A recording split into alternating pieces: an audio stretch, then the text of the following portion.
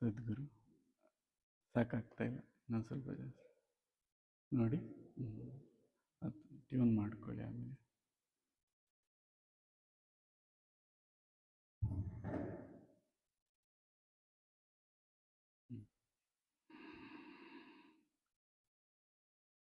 ಗುರುನಾಥ.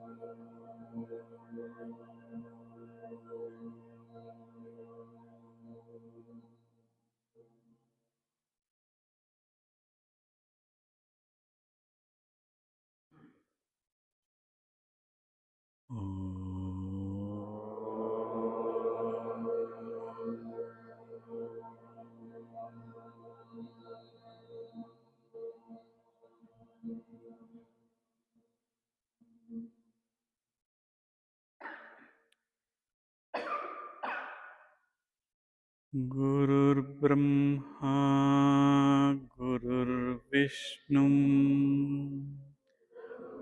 गुरुर्देवो महेश्वरः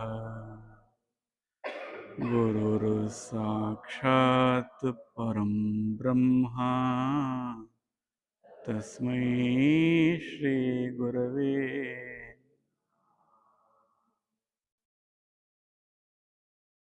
अखण्डानन्दरूपाय शिष्यसन्तापहारिणे पूर्णानन्दबोधाय श्रीसद्गुरुवे नमो।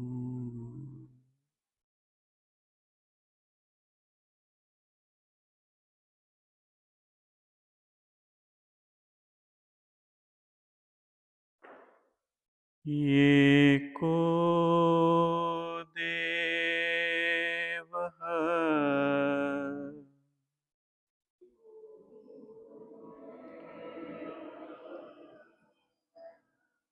सर्वभूतेषु गूढः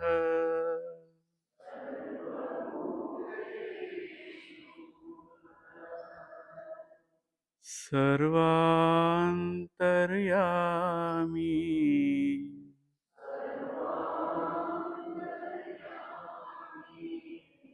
सद्गुरुवे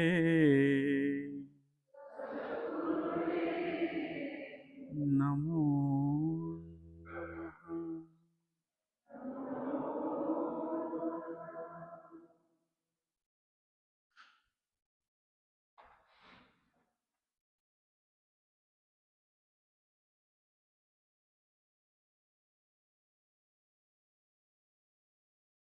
ನೆರೆದಿರೋ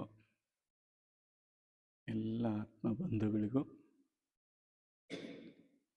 ಸ್ವಾಗತ ಹಾಗೂ ಶುಭೋದಯ.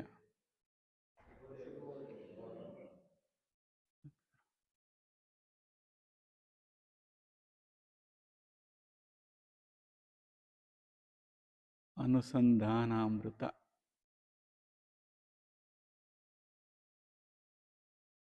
ಅನುಸಂಧಾನ ಅಂದರೆ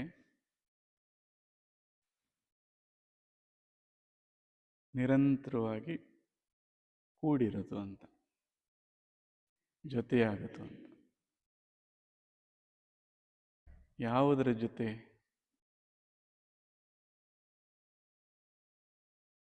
ಒಂದೇ ದೈವವು, ಒಂದೇ ತತ್ವವು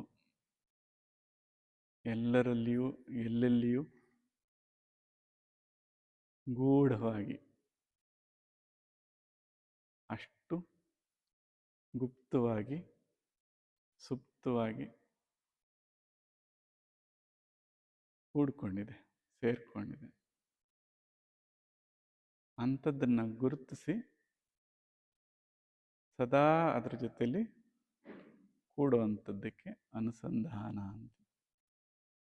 ಅದರ ಜೊತೆ ಇರೋದಕ್ಕೆ ಯೋಗ ಅನ್ನೋ ಪದ ಕೂಡ ಬಳಸ್ತಾರೆ. ಯೋಗ ಅಂದರೆ ಒಗ್ಗೂಡೋದು, ಸೇರೋದು.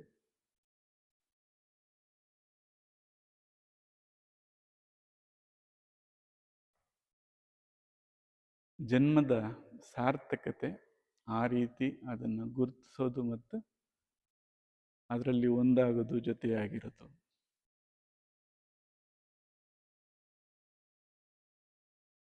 ಅಂಥ ಒಂದು ಕಾರ್ಯಕ್ರಮ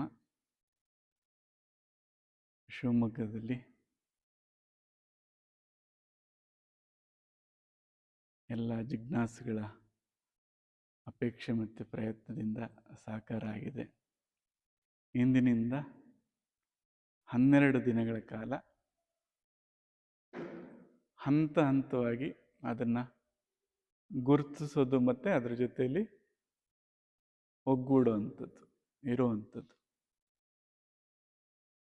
ಹೇಗೆ ಅನ್ನೋದನ್ನು ಎಲ್ಲರೂ ಪ್ರತ್ಯಕ್ಷ ಅನುಭವದಲ್ಲಿ, ಅಂದರೆ ತಮ್ಮ ಸ್ವಂತ ಅನುಭವದಲ್ಲಿ ಅದನ್ನು ಅನುಭವಿಸ್ತಾ ಎಲ್ಲರೂ ಜೀವನವನ್ನು ಸಾರ್ಥಕ ಮಾಡ್ಕೊಳ್ಳೋಣ ಅಂತ ಪ್ರಸ್ತಾವನೆಯನ್ನು ಪ್ರಾರಂಭ ಮಾಡ್ತಾ ಇಂದಿನ ಕಾರ್ಯಕ್ರಮವನ್ನು ಪ್ರಾರಂಭ ಮಾಡೋಣ.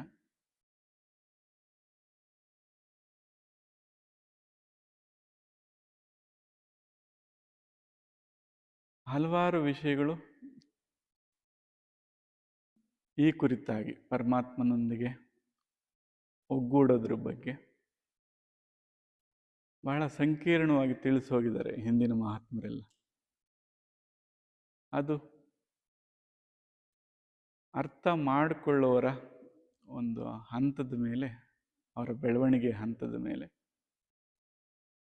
ಕೆಲವರು ಬೇಗ ಗ್ರಹಿಸ್ತಾರೆ, ಕೆಲವರು ಸ್ವಲ್ಪ ನಿಧಾನ ಆಗುತ್ತೆ, ಇನ್ನು ಕೆಲವರಿಗೆ ಬಹಳ ಬಿಡಿಸಿ ಬಿಡಿಸಿ ಹೇಳಬೇಕಾಗುತ್ತೆ.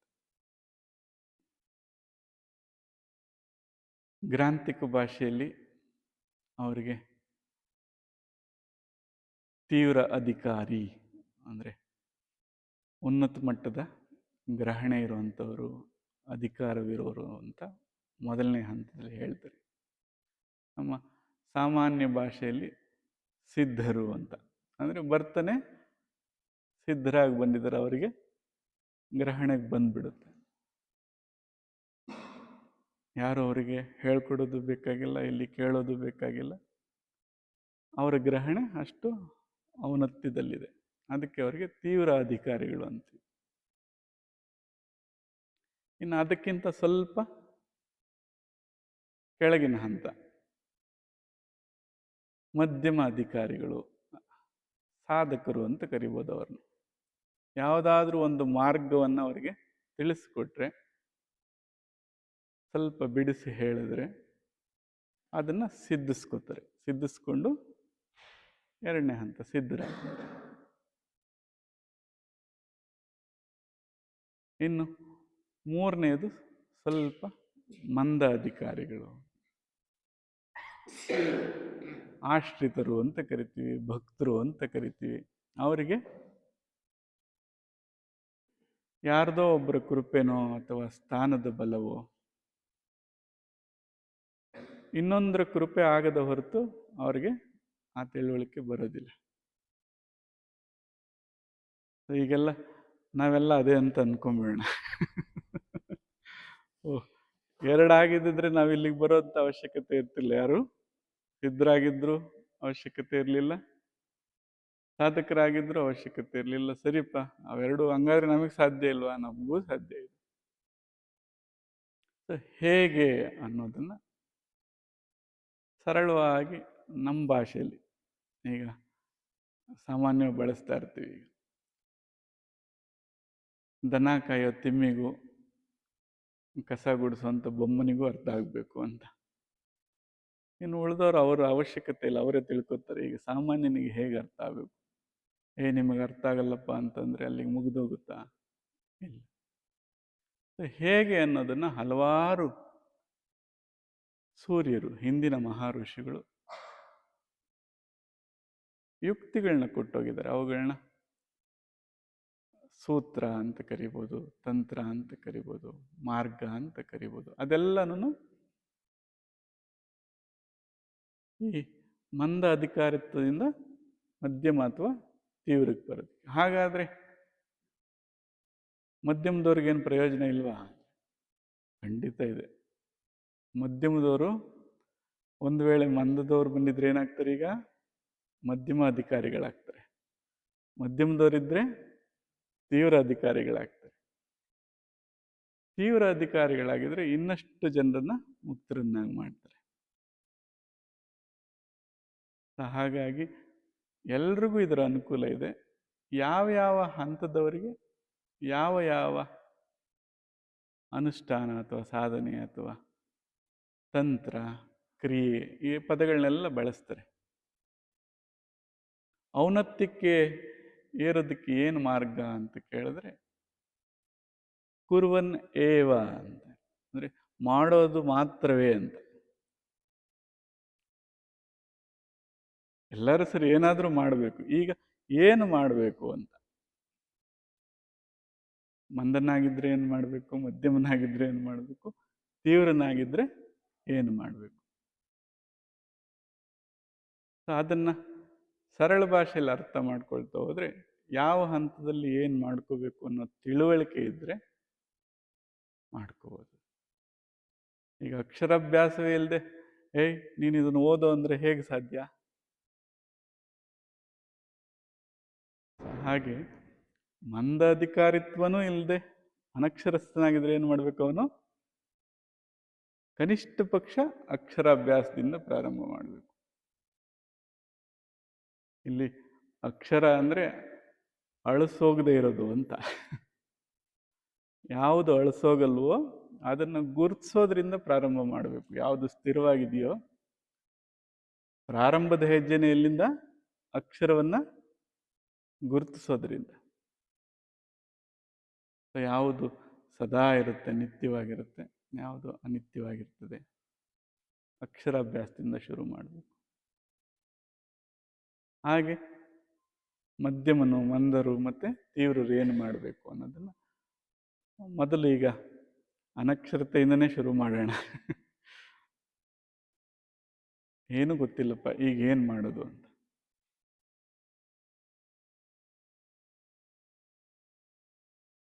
ಮೊದಲನೇದಾಗಿ ಯಾವುದೇ ಒಂದು ಅಸ್ತ್ರವನ್ನು ಯಾರ ಕೈಗಾದರೂ ಕೊಟ್ಟರೆ ಆ ಅಸ್ತ್ರವನ್ನು ಹೇಗೆ ಬಳಸಬೇಕು ಅಂತ ಗೊತ್ತಾಗಲಿಲ್ಲ ಅಂದರೆ ತಮಗೂ ಘಾಸಿ ಮಾಡ್ಕೊಳ್ತಾರೆ, ಬೇರೆಯವ್ರಿಗೂ ಘಾಸಿ ಮಾಡುವಂಥ ಸಾಧ್ಯತೆ ಇದೆ. ತಿಳುವಳಿಕೆ ಬಂದಾಗ ತನಗೆ ಘಾಸಿ ಮಾಡಿಕೊಳ್ಳದೆ ಬೇರೆಯವರಿಗೆ ಹಾನಿ ಮಾಡದೇ ಇರಲಿ ಅಂತ ಹಿಂದಿನ ಮಹಾತ್ಮರೆಲ್ಲರೂ ಒಂದಷ್ಟು ಶಿಸ್ತುಗಳನ್ನು ಒಂದಷ್ಟು ಜೀವನ ಕ್ರಮಗಳನ್ನ ತಿಳಿಸಿ ಹೋಗಿದ್ದಾರೆ. ಅದನ್ನು ನಾವು ಮಾಡುವಂಥ ನಿತ್ಯ ಆಚರಣೆಗಳು ಅಂತ ಕರಿತೀವಿ.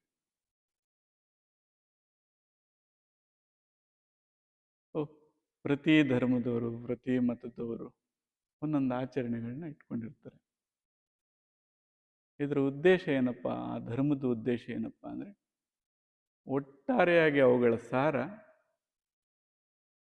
ತನಗೆ ಹಾನಿಯನ್ನು ಮಾಡಿಕೊಳ್ಳದೆ ಇರೋದು ಮತ್ತು ಬೇರೆಯವರಿಗೆ ಹಾನಿಯನ್ನು ಮಾಡದೇ ಇರೋಂಥದ್ದು.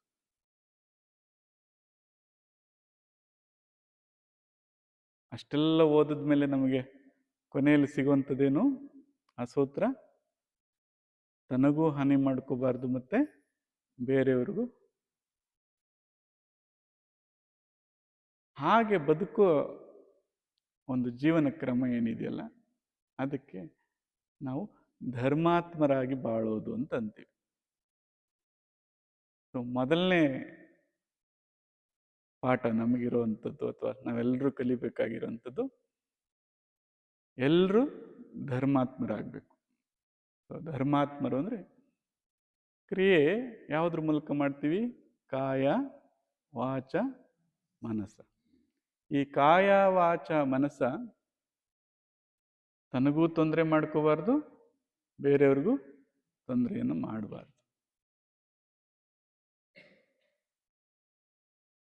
ಇದು ಎಲ್ಲರೂ ಅಳವಡಿಸ್ಕೊಳ್ಬೇಕಾಗಿರೋಂಥ ಜೀವನದಲ್ಲಿ ಮೊದಲನೇ ಸೂತ್ರ.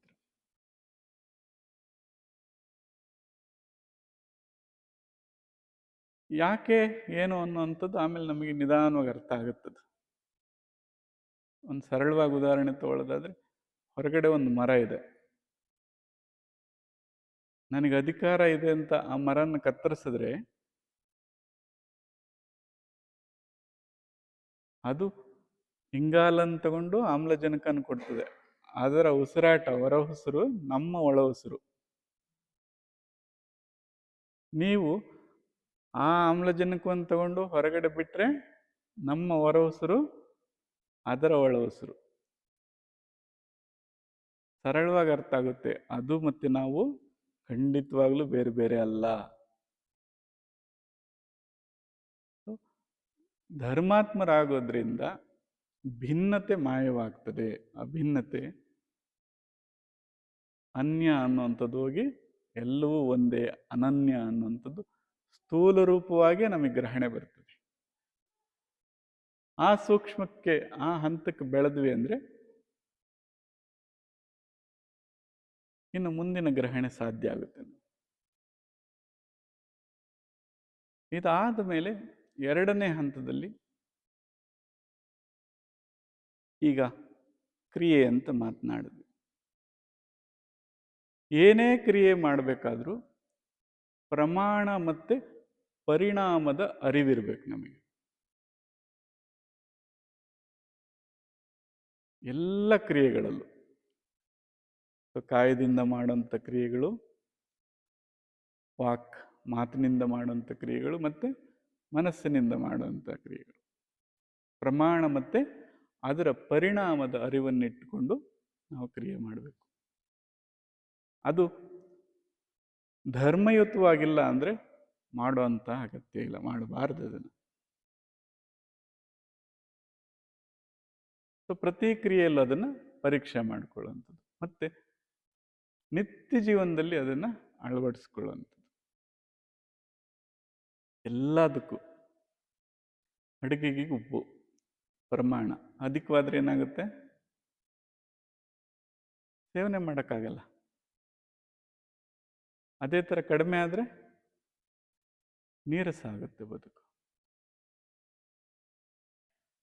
ಈ ಪ್ರಮಾಣ ಪರಿಣಾಮ ಅನ್ನುವಂಥ ಸೂತ್ರನ ನಿತ್ಯ ಜೀವನದಲ್ಲಿ ಇಡೀ ಜೀವನ ಪೂರ್ತಿ ನಾವು ಅದನ್ನು ಪರೀಕ್ಷೆ ಮಾಡಬೇಕು ಮತ್ತು ಅಳವಡಿಸ್ಕೋಬೇಕು.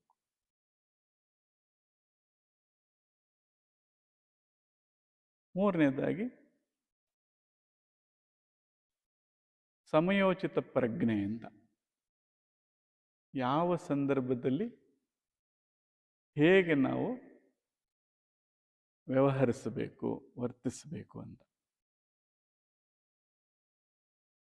ಯಾರ ಜೊತೆಯಲ್ಲಿ, ಸಂದರ್ಭದಲ್ಲಿ, ಯಾವ ರೀತಿ ಹೇಗೆ ವರ್ತಿಸ್ಬೇಕು ಅನ್ನೋದನ್ನು ತಿಳ್ಕೋಬೇಕು ಎಲ್ಲದರಲ್ಲೂ ಕೂಡ. ಈಗ 90ನೇ ವಯಸ್ಸಿನಲ್ಲಿ ನಾನೀಗ ಅಕ್ಷರಾಭ್ಯಾಸಕ್ಕೆ ಹೋಗ್ತೀನಿ, ಸ್ಕೂಲ್ಗೆ ಹೋಗ್ತೀನಿ ಅಂದರೆ ಹಾಸ್ಯಾಸ್ಪದ ಅನಿಸ್ತದೆ.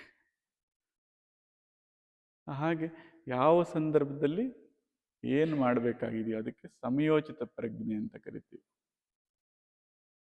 ಸಂದರ್ಭದ ಅನುಸಾರವಾಗಿ ವಿವೇಕದಿಂದ ವರ್ತಿಸ್ಬೇಕು.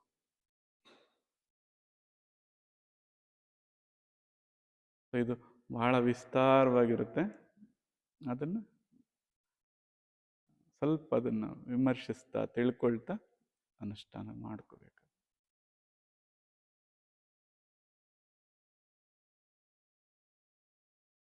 ಇದಾದ ಮೇಲೆ ತಪ್ಪು ತಿಳುವಳಿಕೆಯಿಂದ ಅದನ್ನು ಆಧ್ಯಾತ್ಮಿಕ ಭಾಷೆಯಲ್ಲಿ ಅಧ್ಯಾಸ ಅಂತ ಕರೀತಾರೆ. ನಮ್ಮ ಸಾಮಾನ್ಯ ಭಾಷೆಯಲ್ಲಿ ತಪ್ಪು ತಿಳುವಳಿಕೆ. ಅದನ್ನು ಹೋಗಲಾಡಿಸ್ಕೋಬೇಕು. ಯಾವುದ್ರ ಮೂಲಕ ಅಂದರೆ ಅಭ್ಯಾಸ ಅಂತ. ಅಭ್ಯಾಸ ಅಂದರೆ ಅದರಿಂದ ಬರುವಂಥ ಫಲಿತ ಸರಿಯಾದ ತಿಳುವಳಿಕೆ. ಒಂದು ತಪ್ಪು ತಿಳುವಳಿಕೆ, ಇನ್ನೊಂದು ಸರಿಯಾದ ತಿಳುವಳಿಕೆ. ಇದರ ಜ್ಞಾನ ಬಂದ ಮೇಲೆ ಏನು ಮಾಡಬೇಕು? ತಪ್ಪು ತಿಳುವಳಿಕೆಯಿಂದ ಬಂದಿರುವಂಥ ಆವರಣ ಅಥವಾ ಮೆತ್ತುಕೊಳ್ಳುವಂಥ ಒಂದು ಗುಣ ಇರುತ್ತೆ. ಹೇಗಿರ್ಬೇಕಪ್ಪ ನಾವು ಅಂದರೆ, ಯಾವುದಕ್ಕೂ ನಾವು ಮೆತ್ಕೋಬಾರ್ದು, ಯಾವುದು ನಮಗೆ ಬಂದು ಮೆತ್ಕೊಳ್ಳೋಕೆ ಅವಕಾಶ ಕೊಡಬಾರ್ದು, ಮೆತ್ತಿಸ್ಕೋಬಾರ್ದು. ಯಾವಾಗ ತಾವು ಮೆತ್ಕೊಳ್ಳಲ್ವೋ ಆವಾಗ ಅದಕ್ಕೆ ಮಡಿ ಅಂತಾರೆ. ಸರಿ, ತಾವು ಮಡಿ ಕಾಪಾಡ್ಕೊಂಡಿದ್ದೀರಾ, ಆದರೆ ಮೈಲಿಗೆ ಮೆತ್ತಿಸ್ತದೆ. ತಾವು ಸಾಧಕರಾಗಿ ಎಷ್ಟೋ ಅರಿವಿರ್ಬೋದು, ಬಂದು ತಾವು ಮಹಾ ಸಾಧಕರು ಅಂದ ತಕ್ಷಣನೇ ಸ್ವಲ್ಪ ಮೆತ್ಕೋತದೆ. ಸೊ ಯಾವ ಅವಸ್ಥೆಯಲ್ಲಿ ಇರ್ಬೇಕಪ್ಪ ಅಂದರೆ ಶುದ್ಧ ಸಾಕ್ಷಿತ್ವ. ತಾನೂ ಮೆತ್ಕೊಳ್ಳುವಂಥದ್ದಲ್ಲ, ಮೆತ್ತಿಸ್ಕೊಳ್ಳುವಂಥದ್ದು ಅಲ್ಲ. ಈ 4 ಮೂಲಭೂತ ಅಂಶಗಳನ್ನ ಸೂತ್ರ ರೂಪವಾಗಿ ಎಲ್ಲರೂ ಅಳವಡಿಸ್ಕೋಬೇಕು. ಇದು ಪ್ರಾರಂಭ.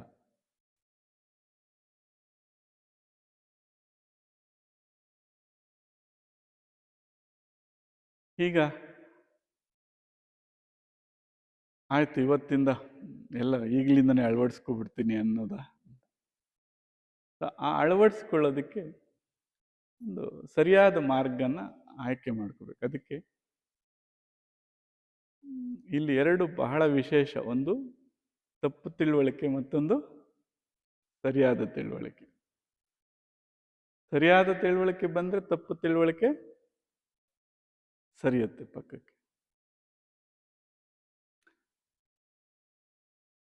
ಈ ತಪ್ಪು ಮತ್ತೆ ಸರಿಯಾದ ತಿಳುವಳಿಕೆ ಹೇಗೆ ಬರುತ್ತೆ ಅಂತ, ಈಗ ಅದರ ಕೊರತೆಯಿಂದ ತಾನೇ ನಮಗೆ ಇದೆಲ್ಲ ಸಮಸ್ಯೆ. ಅದಕ್ಕಿರುವಂಥ ಮಾರ್ಗಗಳನ್ನ ನಾವು ಸೂತ್ರ ಅಥವಾ ಕ್ರಿಯೆ ಅಂತ ಕರೆದಿದ್ದೀವಿ. ಅದನ್ನು ಯಾವ್ಯಾವ ತಂತ್ರ ಅಥವಾ ಯುಕ್ತಿಗಳನ್ನ ಬಳಸ್ಕೊಂಡು ಅಥವಾ ಯಾವ್ಯಾವ ಕ್ರಿಯೆಗಳನ್ನ ಬಳಸ್ಕೊಂಡು ಆಧ್ಯಾತ್ಮಿಕ ಪರಿಭಾಷೆಯಲ್ಲಿ ಅದಕ್ಕೆ ವಿವೇಕ ಅನ್ನೋ ಪದ ಬಳಸ್ತಾರೆ. ವಿವೇಕ ಅಂದರೆ ತಪ್ಪು ತಿಳುವಳಿಕೆಯನ್ನು ಕಳ್ಕೊಳ್ಳುವಂಥದ್ದು ಅಥವಾ ಅದನ್ನು ಬಗೆಹರಿಸೋದು ಯಾವುದಿದೆಯೋ, ಮತ್ತು ಸರಿಯಾದ ತಿಳುವಳಿಕೆಯನ್ನು ಯಾವುದು ಕೊಡುತ್ತೋ ಅದಕ್ಕೆ ಅವರು ಏನು ಪದ ಬಳಸ್ತಾರೆ? ವಿವೇಕ. ಸೊ ಈಗ ನಾವು ಸಾಮಾನ್ಯ ಭಾಷೆಯಲ್ಲಿ ಸರಿಯಾದ ತಿಳುವಳಿಕೆ ಮತ್ತು ತಪ್ಪು ತಿಳುವಳಿಕೆಯನ್ನು ಗ್ರಹಿಸುವಂಥ ವಿಧಾನ ಅಥವಾ ಮಾರ್ಗ ಏನಿದೆ ಅದಕ್ಕೆ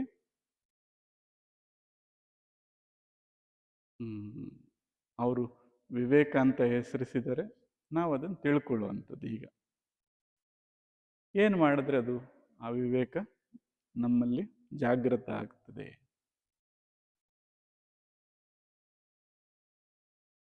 ಎಲ್ಲರೂ ವಿವೇಕಿಗಳಾಗಬೇಕೀಗ ಮೊದಲನೇದು.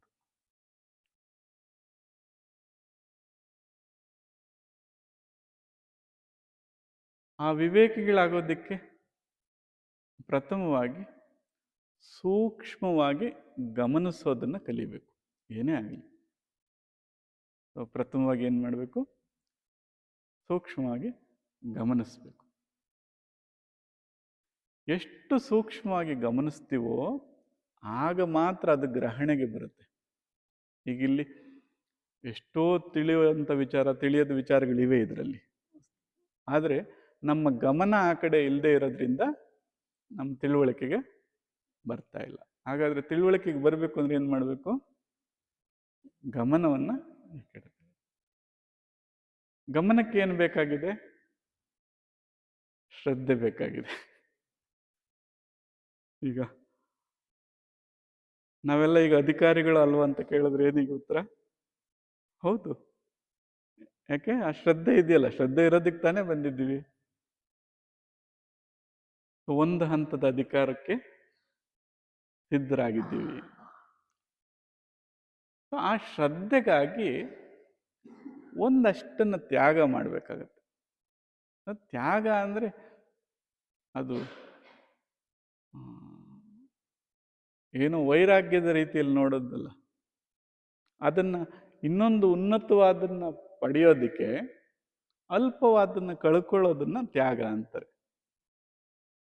ಈಗ ಉನ್ನತವಾದ ಪಡೆಯೋದಕ್ಕೆ ಏನು ಮಾಡಿದ್ವಿ? ಸ್ವಲ್ಪ ಅಲ್ಪವಾದ ಕಳ್ಕೊಂಡ್ವಿ. ಏನು ಹಬ್ಬ ಅಂದರೆ ಇನ್ನೊಂದು ಅರ್ಧ ಗಂಟೆ ನಿದ್ದೆ ಮಾಡ್ತಿದ್ವಿ. ಈಗ ಅದನ್ನು ತ್ಯಜಿಸಿದ್ರಿಂದ ಏನಾಯ್ತು? ಈಗ ಇನ್ನೂ ಉನ್ನತವಾದ ಪಡ್ಕೊಂಡ್ವಿ. ಸೊ ಶ್ರದ್ಧೆ ಎಲ್ಲಿತ್ತೋ ಅಲ್ಲಿ ತ್ಯಾಗ ಸಹಜವಾಗೇ ಬಂದ್ಬಿಡ್ತು. ಶ್ರದ್ಧೆನೂ ಹೇಗೆ ಬರೋದು ಅಥವಾ ಬರೆಸ್ಕೊಳ್ಳೋದು ಅಂತ ಕೇಳಿದ್ರೆ, ಅದಕ್ಕೆ ಒಂದಷ್ಟು ಏನಂತೀವಿ, ಫಲಾಪೇಕ್ಷೆ, ಅಪೇಕ್ಷೆ ಅಂತ ಏನು ಕರಿತೀವಿ, ಆ ಗುಣ ಏನಿದೆ ಅದರ ದಿಕ್ಕನ್ನು ಸ್ವಲ್ಪ ಬದಲಾಯಿಸಿದ್ರೆ ಸಾಕು. ಅದು ಇರುತ್ತೆ, ಅದು ಊರ್ಮಿನೇ, ಅದು ಕೂಡ ಅಪೇಕ್ಷೆ ಅನ್ನೋದು. ಈಗ ಇದನ್ನು ಪಡಿಬೇಕು ಅನ್ನೋದು ಒಂದು ಅಪೇಕ್ಷೆನೇ ತಾನೆ. ಅದರ ದಿಕ್ಕು ಬದಲಾಯಿಸಿದ್ದಕ್ಕೆ ಶ್ರದ್ಧೆ ತಾನಾಗೆ ಬಂತು. ಈಗ ತಾನಾಗೆ ಬಂದಾಗ ಇದು ಘಟಿಸ್ತದೆ, ರೂಢಿಸಿಕೊಂಡಾಗ ಸಿದ್ಧಿಸ್ತದೆ. ಯಾರಿಗೆ ತಾನಾಗೆ ಬರ್ತದೆ ಅಂದರೆ ಅಧಿಕಾರಿಗಳಿಗೆ ತಾನಾಗೆ ಬರ್ತದೆ. ಸ್ವಲ್ಪ ಅಧಿಕಾರತ್ವ ಕಡಿಮೆ ಇದ್ದಾಗ ಏನು ಮಾಡಬೇಕು? ರೂಢಿಸ್ಕೋಬೇಕು, ಅದನ್ನು ಅಳವಡಿಸ್ಕೋಬೇಕು. ಬೇಕಿಲ್ಲ ಅಂತ ಅನ್ನೋ ಆಗಿಲ್ಲ. ಸೊ ಯಾವುದೇ ಅಧಿಕಾರಿ ಆಗಿರಲಿ ಅವನೇನು ಮಾಡಬೇಕು? ಅದನ್ನು ರೂಢಿಸ್ಕೋಬೇಕು. ಅದಕ್ಕೆ ಕುರುವನ್ ಏವ, ಮಾಡೋದು ಮಾತ್ರನೇ ಅಂತ. ಸೊ ಯಾವಾಗ ಆ ಗಮನಿಸುವಂಥದ್ದು ಶುರು ಮಾಡಿದ್ವು, ಗ್ರಹಣೆಗೆ ಬರ್ತದೆ ಸೂಕ್ಷ್ಮವಾದ ಗಮನ. ಗ್ರಹಣೆ ಔನ್ನತ್ಯಕ್ಕೇರಿದ್ರೆ ಅಧಿಕಾರತ್ವ ಅದರ ಮೇಲೆ ಅವಲಂಬಿತ ಆಗಿರುತ್ತೆ. ಯಾಕೆ ಅವನನ್ನು ತೀವ್ರ ಅಧಿಕಾರಿ ಅಂತಾರೆ? ಹೇಳಿದ್ದವನಿಗೆ ಗ್ರಹಣೆಗೆ ಬರ್ತಾ ಇದೆ ಅಂತ. ಗ್ರಹಣೆಗೆ ಬರ್ದಿರ ಇರೋದ್ರಿಂದ ನಮಗೆ ಆ ಅಧಿಕಾರ ಇಲ್ಲ, ಅಥವಾ ಇನ್ನೂ ಮಂದರಾಗಿ ಇದ್ದೀವಿ ಅನ್ಕೋತಾ ಇದ್ದೀವಿ. ಮೊದಲನೇದು ಗಮನ ಆಯಿತು, ಗಮನದಿಂದ ಗ್ರಹಣೆ ಔನ್ನತ್ಯಕ್ಕೆ.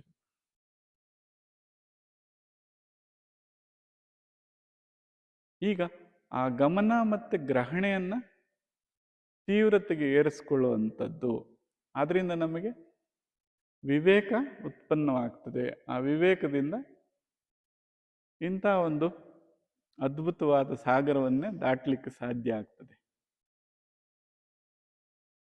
ಅವುಗಳನ್ನ ಹಂತ ಹಂತವಾಗಿ ಸರಳವಾದ ಭಾಷೆಯಲ್ಲಿ ತಿಳ್ಕೊಳ್ತಾ ಹೋಗೋಣ. ಆಯ್ತು, ಈಗ ಸಾಧಿಸೋದು ಅಂದರೆ ಇವತ್ತೇ ಎಲ್ಲ ಹಳ್ಳ ಕೊಳ್ಳ ಎಲ್ಲ ಮುರಿದು ದಾಟ್ಬಿಡೋಣ ಅಂತ ಇಲ್ಲ, ಹಾಗಲ್ಲ.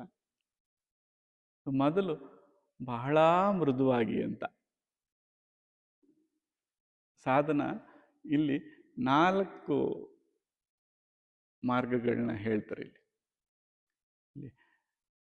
ಶ್ರವಣ ಮನನ ನಿಧಿಧ್ಯಾಸನಕ್ಕಿಂತ ಸಮಾಧಿ ಅವುಗಳಿಗೆ ಬಿಟ್ಟು ಬೇರೆ ಸರಳವಾಗಿ ಹೇಳೋದಾದರೆ ಮೊದಲನೇ ಹಂತ ಸಾಮ ಅಂತ, ಅಂದರೆ ಮೃದುವಾಗಿ ಅಂತ. ಎಲ್ರಿಗೂ ಅನ್ಸುತ್ತೆ ಈಗ ನಾನು ಸಾಧನೆ ಕುತ್ಕೊಂಡ್ಬಿಡ್ಬೇಕು, ಎಷ್ಟು ತಿಂಗಳಾದರೂ ಎದ್ದೇಳಬಾರ್ದು, ವರ್ಷ ಆದರೂ ಎದ್ದೇಳಬಾರ್ದು, ಏನು ಬೇಕಾದ್ದಾಗಲಿ. ಸೊ ಮೊದಲನೇ ಹಂತ ಹೇಗಿರ್ಬೇಕಂತೆ? ಸಾಮ, ಮೃದುವಾಗಿ. ಹೇಗೆ? ಒಂದು ಮಗುಗೆ ಹಾಲು ಕುಡಿಸ್ದಾಗೆ. ಸೊ ಅದು ಆ ಮಗುವಿನ ಗುಣ ಅರ್ಥ ಮಾಡಿಕೊಂಡ್ರೆ ಅದು ಎಷ್ಟೇ ಚಂಡಿ ಹಿಡಿಯೋದು ಅಂತೀವಲ್ಲ, ಹಠಮಾರಿ ಆಗಿದ್ರು ಅದಕ್ಕೆ ಯಾವ ರೀತಿ ಅದನ್ನು ಒದಗಿಸ್ಬೇಕು? ಮೃದುವಾಗಿ, ಸಾಮ ರೀತಿ ಅಂತ. ಎರಡನೇದು ಧಾಮ ಅಂತ, ಅಂದರೆ ಏನಾದರೂ ಕೊಡೋದು. ಧಾಮ ಅಂದರೆ ಖರೀದಿಗೆ ತಗೊಳ್ಳೋದು ಅಥವಾ ಏನಾದರೂ ಕೊಡೋದು ಅಂತ. ಈಗ ಏನಾದರೂ ಸಿಗುತ್ತೆ ಅಂದರೆ ಎಲ್ಲರೂ ಬರ್ತೀವಲ್ವಾ? ಸಿಗುತ್ತೆ ಅಥವಾ ಏನಾದರೂ ಅದರಲ್ಲಿ ಉತ್ಪನ್ನ ಇರಬೇಕು, ಆ ಥರದ್ದು ಏನಾದರೂ ಅದಕ್ಕೆ ಕೊಡಬೇಕು. ಈಗ ನಮಗೆ ತಿಳುವಳಿಕೆ ಬರ್ತದೆ ಅಂದರೆ ಬರ್ತೀವಿ, ಏನೋ ಒಂದಷ್ಟು ಪುಣ್ಯ ಬರ್ತದೆ ಅಂದರೆ ಬರ್ತೀವಿ, ಅಥವಾ ಆನಂದ ಸಿಗುತ್ತೆ ಅಂದರೆ ಬರ್ತೀವಿ. ಇವೆಲ್ಲ ಧಾಮಗಳೇ ಇವು.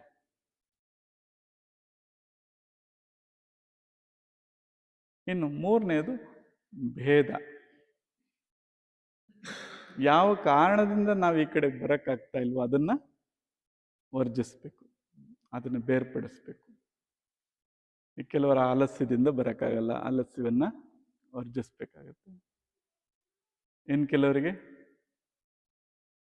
ಕಂಫರ್ಟ್ ಅಂತೀರ, ಏನಂತೀರ ಕನ್ನಡದಲ್ಲಿ? ಸೌಕರ್ಯ, ಆರಾಮಾಗಿರುವಂಥದ್ದು. ಕೆಲವು ಸೌಕರ್ಯಗಳನ್ನ ಬೇರ್ಪಡಿಸ್ಬೇಕು. ಐಷಾರಾಮಿತ್ವ. ಯಾವುದನ್ನು ಭೇದಿಸಿದ್ರೆ ಅದನ್ನು ಸಿದ್ಧಿಸ್ಕೊಳಕ್ಕಾಗ್ತದೆ. ಇದ್ಯಾವುದು ಫಲಿಸ್ಲಿಲ್ಲ ಅಂದರೆ ಕೊನೆಯದಾಗಿ ದಂಡ. ಸೊ ಅವಾಗೇನಂತಾರೆ ಇದನ್ನೆಲ್ಲ? ಯೋಗದಲ್ಲಿ ಹಠಯೋಗ ಅಂತಾರೆ. ಇಲ್ಲ, ಇಷ್ಟು ದಿನ ನಾನು ಸಾಮದಿಂದ ನೋಡಿದೆ, ಆಗಲಿಲ್ಲ ಕೆಲಸ, ಧಾಮದಿಂದ. ಈಗೆಲ್ಲ ಫಲಶ್ರುತಿಗಳು ಏನು ಹೇಳ್ತವೆ? ಅವೆಲ್ಲ ಧಾಮನೇ. ಏನಪ್ಪ ಫಲಶ್ರುತಿಗಳು ಹೇಳ್ತಾವಲ್ಲ, ಇದನ್ನು ಓದಿದ್ರೆ ಗೃಹಸ್ಥರಿಗೆ ಐಶ್ವರ್ಯ ಸಿಗುತ್ತೆ, ಮೋಕ್ಷ ಸಿಗುತ್ತೆ. ಇವೆಲ್ಲ ಅದನ್ನು ಹೇಳಿದ್ರೆ ಮಾಡ್ತೀವಿ ಅಂತ. ಆಗಿಲ್ಲ ಅಂದರೆ ಅದ್ರ ಕಡೆ ಆಸಕ್ತಿ ಇರಲ್ಲಲ್ಲ. ದಂಡ ಹೇಗಿರಬೇಕು ಅಂದರೆ ದಂಡ ಸಾಮವಾಗಿರ್ಬೇಕು. ಮೊದಲನೇದಾಗಿ ದಂಡ ಅಂದರೆ ಅತಿ ದಂಡ ಅಲ್ಲ, ಹೇಗಿರ್ಬೇಕದು? ಅದು ಕೂಡ ಸಾಮವಾಗಿರ್ಬೇಕು. ಆಮೇಲೆ ದಂಡದಲ್ಲಿ ಧಾಮ ಇರಬೇಕು, ದಂಡದಲ್ಲಿ ಭೇದ ಇರಬೇಕು, ಕೊನೆಯದಾಗಿ ದಂಡದಲ್ಲಿ ದಂಡ.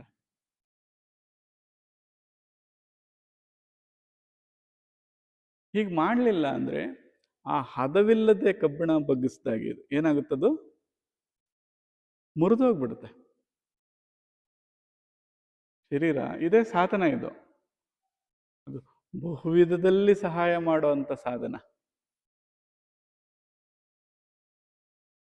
ಬಹುವಿಧದಲ್ಲಿ ಸಹಾಯ ಮಾಡುವಂಥ ಸಾಧನ ಏನಾದರೂ ಮುರಿದೋದ್ರೆ ಇನ್ನು ಸಾಧ್ಯ ಎಲ್ಲಿ ಆಗುತ್ತೆ? ಆದ್ದರಿಂದ ಈ ಚತುರೋಪಾಯಗಳನ್ನ ಯಾವಾಗ್ಲೂ ನೆನಪಿನಲ್ಲಿ ಇಟ್ಕೊಂಡಿರ್ಬೇಕು. ಸಾಮ, ಧಾಮ, ಭೇದ ಮತ್ತೆ ದಂಡ.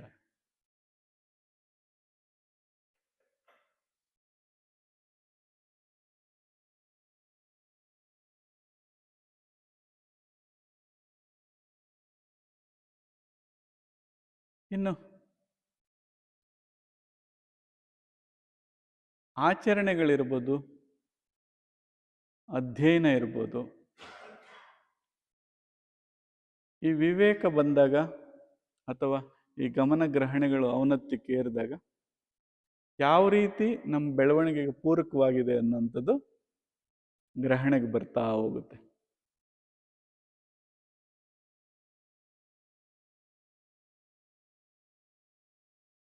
ಪ್ರತಿ ವ್ಯಕ್ತಿನೂ ಬೇರೆ ಬೇರೆ ಹಂತದಲ್ಲಿರ್ತಾನೆ. ಯಾವ ವಿದ್ಯಾಭ್ಯಾಸ ಆ, ಅಕ್ಷರಗಳೇ ಗೊತ್ತಿಲ್ಲದಂಥವನಿಗೆ ಈ ಗ್ರಂಥ ಅಧ್ಯಯನ ಮಾಡು ಅಂತ ಹೇಳೋದ್ರಿಂದ ಏನು ಪ್ರಯೋಜನ ಆಗಲ್ಲ. ಸೊ ಅವನನ್ನು ಕನಿಷ್ಠ ಆ ಅಕ್ಷರಗಳ ಏನು ಅಂತ ಗುರುತಿಸ್ಬೇಕು, ಅದರ ವ್ಯಾಕರಣ ಗೊತ್ತಾಗಬೇಕು. ಆ ಹಂತಕ್ಕೆ ಬಂದರೆ ಅದರಿಂದ ಸಹಾಯ ಆಗ್ತದೆ. ಸರಿ, ಅದಕ್ಕಾಗಿ ಭಾಷಾಭ್ಯಾಸ ಇನ್ನೂ ಏನೇನೋ ಪೂರಕವಾಗಿ ಬೇಕಾಗುತ್ತೆ. ಅವನ ಆಡು ಭಾಷೆಯಲ್ಲಿ ಹೇಳ್ಕೊಟ್ರೆ ಅವನಿಗೆ ಅರ್ಥ ಆಗುತ್ತೆ, ಯಾಕೆ ಅದು ಆಲ್ರೆಡಿ ಅವನಿಗೆ ಗೊತ್ತಿದೆ, ಅದರ ತಿಳುವಳಿಕೆ ಇದೆ. ಅದರಿಂದ ಕಲಿಯುವಾಗ ಮತ್ತೆ ಕಲಿಸುವಂಥವ್ರು ಅವ್ರು ಏನು ಕಲ್ತಿದ್ದಾರೆ, ಅವ್ರ ಭಾಷೆ ಏನಿದೆಯೋ ಆ ಹಂತಕ್ಕೆ ಬರಬೇಕಾಗತ್ತೆ. ಈಗ ನಾವೆಲ್ಲ ಬೇರೆ ಭಾಷೆಯಲ್ಲಿ ಪಾಠ ಮಾಡ್ತಾ ಹೋದ್ರೆ ಏನಾಗುತ್ತೆ, ಈಗ ಏನೋ ಬಹಳ ಚೆನ್ನಾಗಿ ಮಾತಾಡಿದ್ರು ಒಂದು ಅರ್ಥ ಆಗಲಿಲ್ಲ. ಕೊನೆಗೆ ಆಗೋದು ಇದೇನೆ, ಬಹಳ ಚೆನ್ನಾಗಿ ಹೇಳಿದ್ರು ನಮಗೇನು ಅರ್ಥ ಆಗಲಿಲ್ಲ. ಹಾಗಾಗಿ ಕಲಿಯೋಂಥವ್ರ ಭಾಷೆ ಕಲಿಸೋಂಥವ್ರಿಗೆ ಅರ್ಥ ಆಗಬೇಕಾಗತ್ತೆ. ಮತ್ತು ನಮ್ಮ ಆಯ್ಕೆ ಕೂಡ ಸೊ ನಮ್ಮ ಭಾಷೆ ಆಗಿದ್ದರೆ, ಅಥವಾ ಯಾವ ವೃತ್ತಿಲಿದ್ದೀವೋ, ಏನು ಕ್ರಿಯೆಗಳು ಮಾಡ್ತಾ ಇದ್ದೀವೋ ಅದರಲ್ಲೇ ಇದೆ, ಎಲ್ಲದರಲ್ಲೂ ಇದೆ. ಅದ್ರ ಮೂಲಕ ತಿಳಿಸ್ಕೊಡೋರಾದರೆ ಭಾಳ ಸುಲಭವಾಗಿ ಗ್ರಹಣೆಗೆ ಬರುತ್ತೆ.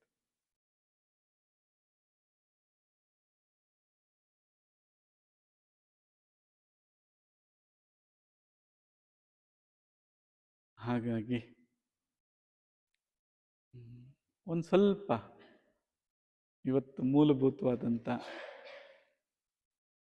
ಅಂಶಗಳನ್ನ ತಿಳ್ಕೊಂಡು ನಾಳೆಯಿಂದ ಅನುಷ್ಠಾನದ ಕಡೆಗೆ ಹೋಗೋಣ. ಕೆಲವು ಕಾರಣದಿಂದ ಈಗ ಹೇಗಿದೆಯೋ ಹಾಗೆ ಗ್ರಹಿಸುವಂಥ ಪ್ರಯತ್ನ ಮಾಡೋಣ. ಅದಕ್ಕೆ ಯಥಾರ್ಥ ಅಂತ ಹೆಸರು ಕೊಟ್ಟರೆ, ಹೇಗಿದೆಯೋ ಹಾಗೆ. ಈಗ ಕನಸು ಹೇಗಿದೆಯೋ ಹಾಗೆ. ಆಮೇಲೆ ಕನಸಿನ ವಿಚಾರಗಳನ್ನ ಕನಸಿಗೆ ಮಾತ್ರ ಅದನ್ನು ಅಳವಡಿಸ್ಕೋಬೇಕು. ಈಗ ಎಚ್ಚರ ಆದಮೇಲೆ ಕನಸಿಗೆ ಇದಕ್ಕೂ ಸಂಬಂಧ ಇದೆ. ಹಾಗೆ ಇಲ್ಲಿ ಎಚ್ಚರ ಇರೋಂಥ ವಿಚಾರನ ಕನಸಿಗೆ ಹೋಲಿಕೆ ಮಾಡ್ಕೋಬಾರ್ದು. ಇಲ್ಲಿ ವಿಚಾರನ, ಅದಕ್ಕೆ ಯಥಾರ್ಥ ಅನ್ನೋ ಪದ ಬಳಸ್ತಾರೆ. ಅಲ್ಲಿ ಅದು ಅಲ್ಲಿಗೆ, ಹೇಗಿದೆಯೋ ಹಾಗೆ.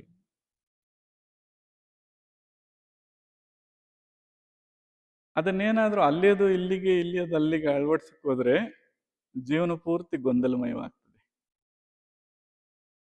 ಈಗ ರಾತ್ರಿ ನಮ್ಗೆ ಯಾರು 1 ಕೋಟಿ ದಾನ ಕೊಟ್ಟೋದ್ರು ಕನಸಿನಲ್ಲಿ.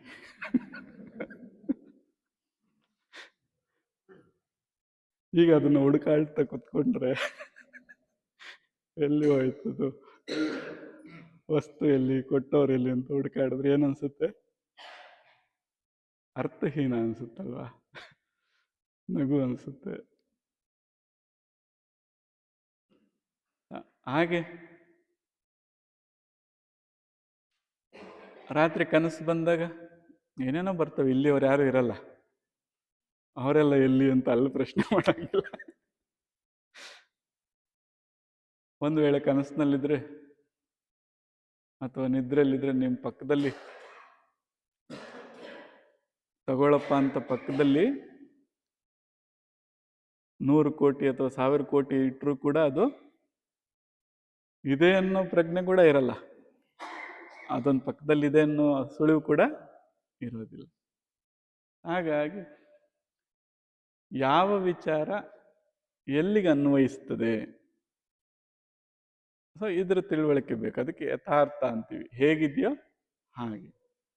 ಆ ಯಥಾರ್ಥವನ್ನು ಅರ್ಥ ಮಾಡ್ಕೊಳ್ಳೋದಕ್ಕೆ ಸಾಮಾನ್ಯವಾಗಿ ಎಲ್ಲರ ಅನುಭವಕ್ಕೆ ಬರುವಂಥ ಭೂಮಿಕೆಗಳನ್ನ ಇಟ್ಕೊಳ್ಳೋಣ. ಮೊದಲನೇದು ಸ್ಥೂಲ ಪ್ರಪಂಚ, ಈ ಹೊರಗಡೆ ಕಾಣಿಸೋಂಥ ಸ್ಥೂಲ ಪ್ರಪಂಚ, ಇದಕ್ಕೆ ಸಮಷ್ಟಿ ಅಂತ ಕೂಡ ಕರೀತಾರೆ. ಈ ಸಮಷ್ಟಿಯಲ್ಲಿ ಏನೇನಿದೆ? ಪಂಚಭೂತಗಳಿಂದ ನಿರ್ಮಾಣ ಆಗಿರೋ ಇಡೀ ಬ್ರಹ್ಮಾಂಡಗಳಿವೆ. ಇಂಥ ಅನಂತ ಬ್ರಹ್ಮಾಂಡಗಳು ಇದ್ದಾವೆ. ಸೊ ಸಾಮಾನ್ಯ ಭಾಷೆಯಲ್ಲಿ ಹೇಳೋದಾದ್ರೆ, ಇವನೊಬ್ಬ ಮಹಾನ್ ವ್ಯಕ್ತಿ, ಬಹಳ ದೊಡ್ಡವನು ಇವನಿರೋದಕ್ಕೆ ಇದೊಂದು ಶರೀರ, ಈ ಶರೀರ ಇರೋದಕ್ಕೆ ಒಂದು ಪುಟ್ಟ ಗೃಹ, ಆ ಗೃಹ ಎಲ್ಲಿದೆ? ಯಾವುದೋ ಹಳ್ಳಿಲಿದೆ. ಆ ಹಳ್ಳಿ ಎಲ್ಲಿದೆ?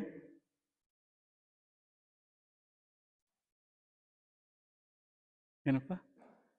ಯಾವುದೋ ಹೋಬಳಿಲಿದೆ. ಆ ಹೋಬಳಿ ಎಲ್ಲಿದೆ? ಯಾವುದೋ ಜಿಲ್ಲೆಯಲ್ಲಿದೆ. ಆ ಜಿಲ್ಲೆ ಎಲ್ಲಿದೆ? ಯಾವುದೋ ರಾಜ್ಯದಲ್ಲಿದೆ. ಆ ರಾಜ್ಯ ಎಲ್ಲಿದೆ? ಯಾವುದೋ ದೇಶದಲ್ಲಿದೆ. ಆ ದೇಶ ಎಲ್ಲಿದೆ? ವಿಶ್ವನ ಈ ಭೂಮಿಲಿ. ಈ ಭೂಮಿ ಎಲ್ಲಿದೆ? ಈ ಸೌರಮಂಡಲದಾಗ. ಅದು ಕಂಡು ಕಾಣದ ಸುಮ್ಮನೆ ಗಿರಿಗಿಟ್ಲೆ ಹೊಡಿತಾ ಇದೆ. ಎಷ್ಟು ಒಂದು ಸಣ್ಣ ಧೂಳು ಥರ, ಹುಡುಕಕ್ಕೆ ಆಗಲ್ಲಪ್ಪ, ಅಷ್ಟು ಸಣ್ಣ ಧೂಳು ಈ ಭೂಮಿ. ಸರಿ, ಆ ಸೂರ್ಯನ ಹೇಗಿದ್ದಾನೆ? ಆ ಗ್ಯಾಲಾಕ್ಸಿಲಿ ಅವನೊಂದು ಸಣ್ಣ ಧೂಳು, ಮೈಕ್ರೋಸ್ಕೋಪ್ ಹಾಕಿದ್ರೆ ಸಿಗಲ್ಲ. ಆ ಗ್ಯಾಲಾಕ್ಸಿ ಹೇಗಿದೆ? ಬ್ರಹ್ಮಾಂಡದಲ್ಲಿ ಅದೊಂದು ಧೂಳು. ಇಂಥ ಅನಂತ ಬ್ರಹ್ಮಾಂಡಗಳಲ್ಲಿ ಈ ಬ್ರಹ್ಮಾಂಡ ಅದು ಧೂಳು. ಇಷ್ಟೆಲ್ಲ ಒಟ್ಟಾರೆಯಾಗಿ ಏನಂತ ಕರಿತೀವಿ? ಇದಕ್ಕೆ ಸ್ಥೂಲ, ಸ್ಥೂಲ ಲೋಕ, ಸ್ಥೂಲ ಪ್ರಪಂಚ, ಸಮಷ್ಟಿ ಅಂತ ಕರಿತೀವಿ. ಈಗ ಇವನೇನ ಕೇಂದ್ರ ಬಿಂದು? ಈಗ ಯಾವುದನ್ನ ಒಂದು ಚಟ್ ಅಂದ್ರೆ ಇದು ಪಟ್ಟಷ್ಟೇ. ಆ ಅನಂತತೆಯ ದರ್ಶನ ಆಗಿದ ತಕ್ಷಣನೇ ತಪ್ಪು ತಿಳುವಳಿಕೆ, ಅಧ್ಯಾಸದಿಂದ ಬಂದಿರೋಂಥ ಭ್ರಾಂತಿ ಏನಿದೆ, ಇದು ತಾನೇ ತಾನಾಗಿ ಪಕ್ಕಕ್ಕೆ ಹೋಗ್ತದೆ. ಸೊ ಈಗ ವಿಸ್ತಾರಕ್ಕೆ ವಿಸ್ತಾರ ಅಂದ್ರೆ ಹೇಗಿದೆ? ಸ್ಥೂಲ ಪ್ರಪಂಚ ಅಥವಾ ಸ್ಥೂಲ ಲೋಕ ಅನ್ನೋದು ಎಷ್ಟು ವಿಸ್ತಾರವಾಗಿದೆ ಅಲ್ವಾ? ಸೊ ಅಂತ ಅನಂತ ಬ್ರಹ್ಮಾಂಡದಲ್ಲಿ ನಮ್ಮ ಗ್ಯಾಲಾಕ್ಸಿನೇ ಲೆಕ್ಕ ಇಲ್ಲ ಪಾಪ. ಇನ್ನು ಅದರಲ್ಲಿ ನಡೆಯುವಂಥ ಈ ಘಟನೆಗಳು. ಅದಕ್ಕೆ ಹೇಳ್ತಾರೆ, ಜಾಗೃತಗೊಂಡವನ ಎದುರಿಗೆ ಅನಂತ ಬ್ರಹ್ಮಾಂಡಗಳು ಸಾಸಿವೆ ಕಾಳ್ತರ ಚಟ್ ಪಟ್. ಬ್ರಹ್ಮಾಂಡಗಳೇ ಹಾಗೆ ಉದಯಿಸಿ ನಶಿಸುವಾಗ ಏನು ಪಿಂಡದ ಬಗ್ಗೆ ಅವನು ಅಷ್ಟು ಕಾಳಜಿ ಮಾಡ್ತಾನ ಅಂತ. ಪಿಂಡಕ್ಕೆ ಮೆತ್ಕೊಂಡಾಗ ಈಗ ಎಷ್ಟು ಮೆತ್ತಿಸ್ಕೊತಾನೆ, ತಾನು ಮೆತ್ಕೋತಾನೆ. ಈ ಅರಿವಿನಿಂದ ಈಗ ಮೆತ್ಕೊಳ್ದೆ ಮತ್ತೆ ಮೆತ್ತಿಸ್ಕೊಳ್ದೆ ಇರೋ. ಸೊ ಇಷ್ಟಕ್ಕೆ ನಾವು ಸಮಷ್ಟಿ ಅಂತ ಕರಿತೀವಿ. ಸೊ ಅಂಥ ಒಂದು ಬ್ರಹ್ಮಾಂಡ ಇರೋದ್ರಿಂದ, ಅಂಥ ಒಂದು ಅನಂತ ಬ್ರಹ್ಮಾಂಡಗಳು ಅಥವಾ ಸ್ಥೂಲ ಇರೋದ್ರಿಂದ ನಮಗೇನಿದೆ? ಈ ಶರೀರ ಅದರ ಉಪಕಾರದಿಂದ, ಅದು ನೀಡಿರೋದ್ರಿಂದ ಇದು ಕೂಡ ಅಸ್ತಿತ್ವದಲ್ಲಿ ಇದೆ. ಆ ಪರದ ಉಪಕಾರದಿಂದ ಇದು ಅಸ್ತಿತ್ವದಲ್ಲಿ ಇದೆ. ಅದನ್ನು ತಪ್ಪಾಗಿ ಗ್ರಹಿಸಬಾರ್ದು. ನಾನು ಉಪಕಾರ ಮಾಡಕ್ಕಿದ್ದೀನಿ ಅನ್ಬಾರ್ದು. ಏನು ಹೇಳಬೇಕು? ಅದರ ಉಪಕಾರದಿಂದ ನೀನು ಅಸ್ತಿತ್ವದಲ್ಲಿದ್ದೀಯಪ್ಪ ಅಂತ. ಎಲ್ಲಿ ಈಗ 2 ನಿಮಿಷ ಗಾಳಿ ಸ್ಟ್ರೈಕ್ ಮಾಡಲಿ, ನೋಡೋಣ ಅದೆಷ್ಟು ಉಪಕಾರ ಮಾಡ್ತೀವೋ. ಸೊ ಅನಂತವಾಗಿ ನಿರಂತರವಾಗಿ ಅದರಿಂದ, ಅದರ ಉಪಕಾರದಿಂದ, ಪರದ ಉಪಕಾರದಿಂದ ಇದು ಅಸ್ತಿತ್ವದಲ್ಲಿ ಇದೆ. ಈ ಸ್ಥೂಲವಿರೋದ್ರಿಂದ ನಮಗೊಂದು ಅವಸ್ಥೆ ಇದೆ. ಈಗ ಎದ್ದಾಗ ಕಾಣುವಂಥ ಅವಸ್ಥೆ. ಈಗ ಎದ್ದಾಗ ಏನು ಕಾಣ್ತಾ ಇದೆ? ಹಿಂಗೆ ಪ್ರಪಂಚ ಏನೇನೋ ಕಾಣಿಸ್ತಾ ಇದೆ, ಕೇಳ್ತಾ ಇದ್ದೀವಿ, ಅಗ್ರಾಣಿಸ್ತಾ ಇದ್ದೀವಿ, ರುಚಿಸ್ತಾ ಇದ್ದೀವಿ, ಸ್ಪರ್ಶಿಸ್ತಾ ಇದ್ದೀವಿ. ಇದಕ್ಕೆ ಅವಸ್ಥೆ ಅಂತ ಕರೀತಾರೆ. ಜಾಗೃತ ಅವಸ್ಥೆ, ಎಚ್ಚರದ ಅವಸ್ಥೆ. ಈಗ ಎಚ್ಚರಾವಸ್ಥೆಯಲ್ಲಿ ಏನೇನು? ಇಲ್ಲಿರುವಂಥ ವಾಸ್ತವನ್ನ ಈ ರೀತಿ ಗ್ರಹಿಸ್ತಾ ಇದ್ದೀವಿ. ಹೇಗೆ? ದೃಶ್ಯವಾಗಿ, ಶಬ್ದವಾಗಿ, ವಾಸನೆಯಾಗಿ, ರುಚಿಯಾಗಿ, ಮತ್ತೆ ಸ್ಪರ್ಶವಾಗಿ. ಯಾರು ಗ್ರಹಿಸ್ತಾ ಇರೋದು?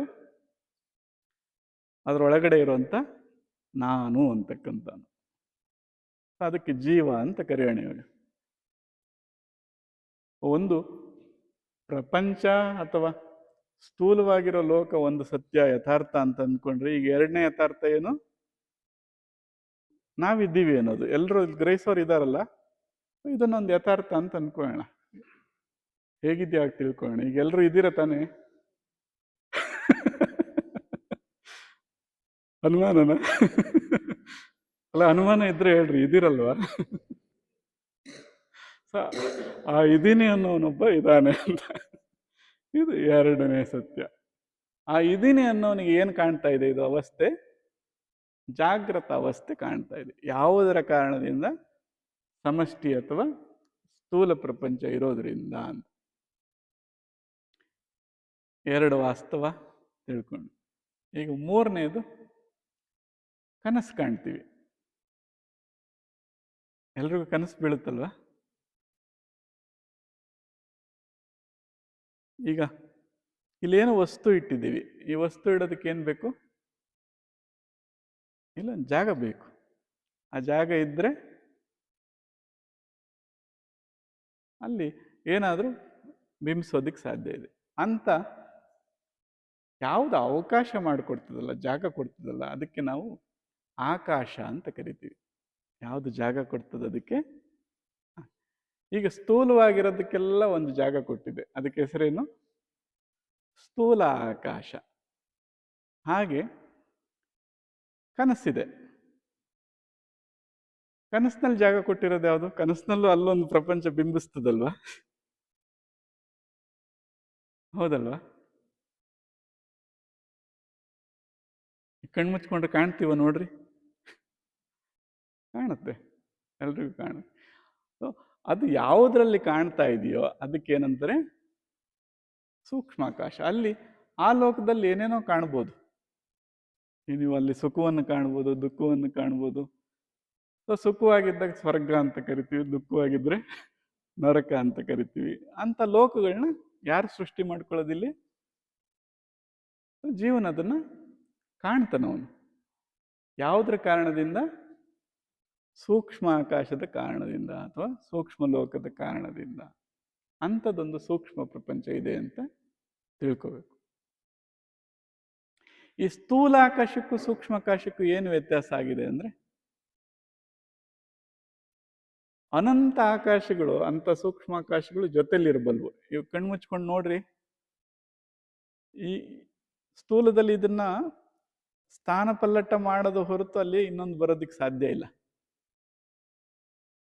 ಈ ಕಣ್ಮುಚ್ಕೊಳ್ರಿ. ಈಗ ಅವ್ರು ನೋಡಿದ್ರಪ್ಪ, ಅವ್ರು ನೋಡಿದ್ಮೇಲೆ ನೀವು ನೋಡಕ್ ಸಾಧ್ಯ ಆಗಬಾರ್ದಲ್ಲ. ಆದ್ರೆ ಏನಾಯ್ತದು? ಅವರು ನೋಡೋದಕ್ಕೆ ಸಾಧ್ಯ ಆಯ್ತು. ಎಷ್ಟು ಜನ ನೋಡಿದ್ರು ಒಂದಕ್ಕೊಂದವೇನು ಏನಂತಿರೋದಕ್ಕೆ ಘರ್ಷಣೆ ಮಾಡ್ಕೊಳ್ಳಿಲ್ಲ, ಜೊತೆಲೇ ಇರ್ತಿದ್ದು. ಸೂಕ್ಷ್ಮಾಕಾಶಗಳು ಒಟ್ಟೊಟ್ಟಿಗೆ ಇರಬಲ್ಬಲು ಅಂತ. ಮತ್ತೆ ಪ್ರತಿ ಸೂಕ್ಷ್ಮಾಕಾಶ ಅಥವಾ ಸೂಕ್ಷ್ಮ ಪ್ರಪಂಚ ಯಾರಿಗೆ ಸತ್ಯ ಅಂತ ಕೇಳಿದ್ರೆ ಆ ಅನುಭವಿಸಂತವನಿಗೆ. ನಿಮ್ಮ ಕನಸಿನಲ್ಲಿ ನೋಡ್ಬಿಟ್ಟು ಏನೋ ಅವ್ರು ಬಂದಿದ್ರಲ್ಲ ಗೊತ್ತಾಯ್ತಾ ಅಂತ ಇವ್ರಿಗೆ ಕೇಳಿದ್ರೆ ಏನನ್ಸುತ್ತೆ? ಏನೋ ಅಷ್ಟು ತಿಳುವಳಿಕೆ ಇಲ್ವೇನಂತ. ಹಾಗೆ ಸೂಕ್ಷ್ಮವಾಗಿ ಅನುಭವಿಸುವಂಥ ಎಲ್ಲ ದರ್ಶನಗಳಿರ್ಬೋದು, ತಿಳುವಳಿಕೆಗಳಿರ್ಬೋದು, ಅದು ಯಾರಿಗೆ ಅನ್ವಯ ಆಗುತ್ತೆ? ಆ ಅನುಭವಿಸುವಂತನಿಗೆ, ಆ ಜೀವಿ, ಅವನಿಗೆ ಮಾತ್ರ. ನಿನಗೆ ಹಿಂಗಾಯ್ತಾ ಅಂತ ಮತ್ತೆ ಕೇಳಬಾರ್ದು ಯಾರು ಬಂತು. ಅದೇನೇ ಆಗಿದ್ರು ನಿಮಗೆ ಸಂಬಂಧಪಟ್ಟಿದ್ದು, ಅವ್ರಿಗೇನೇ ಆಗಿದ್ರು ಅವ್ರಿಗೆ ಸಂಬಂಧ. ಹಾಗೆ ವಿಶ್ರಾಂತ ಸ್ಥಿತಿಲಿದ್ದಾಗ, ಎಲ್ಲರೂ ನಿದ್ದೆ ಮಾಡಿದ್ದಾಗ ಅಲ್ಲೊಂದು ಪರಮಾಕಾಶ ಇದೆ. ಎಲ್ಲೋಗಿದ್ವು ಇವೆಲ್ಲ? ಇದಿರ್ಬೋದು ಅಥವಾ ಕನಸಿರ್ಬೋದು, ಇವೆಲ್ಲ ಏನಾಗಿದ್ವು ಅಲ್ಲಿ? ಸಂಪೂರ್ಣವಾಗಿ ಎಲ್ಲವೂ ಲೀನವಾಗಿ ಏನಾಗಿದ್ವು? ಶುದ್ಧವಾಗಿ ಖಾಲಿ ಆಗಿದ್ವು. ಅಂತ ಒಂದು ಪ್ರಪಂಚ ಇರೋದ್ರಿಂದನೇ ಇವನಿಗೆ ಆ ಅವಸ್ಥೆ ಇದೆ. ಅದಿಲ್ಲದೆ ಇದ್ದಿದ್ರೆ ಇವನಿಗೆ ಆ ಅವಸ್ಥೆ ಇರ್ತಿರ್ಲಿಲ್ಲ. ಸೊ ಗ್ರಹಣೆ ಮಾಡಬೇಕಾಗಿರೋಂಥದ್ದು ನಮಗೆ ಈ ಜೀವನಿಗೆ ಎಷ್ಟು ಅವಸ್ಥೆಗಳಿದೆಯೋ ಅಷ್ಟು ಪ್ರಪಂಚ ಅಥವಾ ಲೋಕಗಳಿದಾವೆ ಅಂತ ಗ್ರಹಣೆಗೆ ಬಂದ್ಬಿಡ್ಬೇಕಷ್ಟೆ. ಏನಪ್ಪ, ಈಗ ಈ ಸ್ಥೂಲ ಪ್ರಪಂಚ ಇರೋದಕ್ಕೆ ತಾನೇ ನಮಗೆ ಇದು ಜಾಗೃತ ಅವಸ್ಥೆ ಇರೋದು.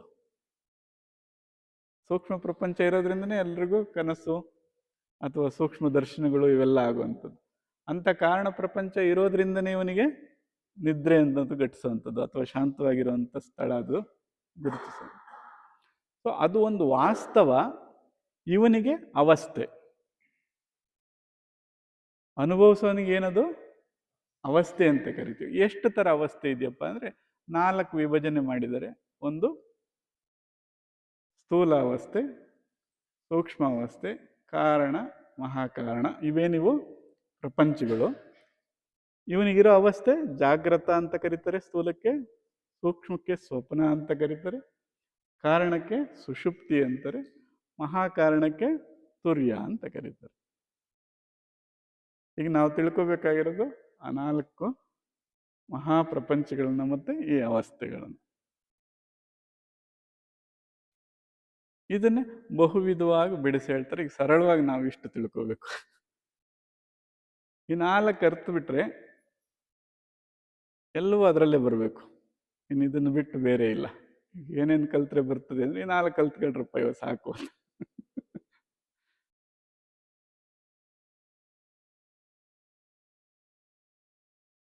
ಅದರ ತಿಳುವಳಿಕೆ ಬಂದರೆ ಸಾಕು. ಅದನ್ನೆಲ್ಲ ಅನುಭವಿಸ್ಬೇಕು ಅಂತ ಇಲ್ಲ ಅನ್ನೋದು ಇನ್ನೊಂದು ಗ್ರಹಣೆಗೆ ಬರ್ಬೇಕು ನಮ್ಗೆ.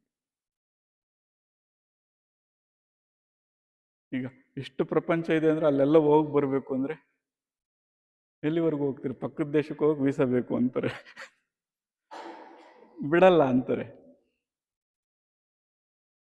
ಆಮೇಲೆ ಆ ಭ್ರಾಂತಿ ತೀರುತ್ತಾ ಅಂತ ಆಯ್ತು, ಈ ದೇಶಗಳೆಲ್ಲ ಸುತ್ತಬಿಟ್ರಿ, ಹೆಂಗೋ ಏನಂತಿರೋದನ್ನ ಟೂರಿಸ್ಟ್ ವೀಸಾನು ಏನೋ ತಗೊಂಡು ಸುತ್ತಬಿಟ್ವಿ, ಅಲ್ಲಿ ಮುಗಿತಾ?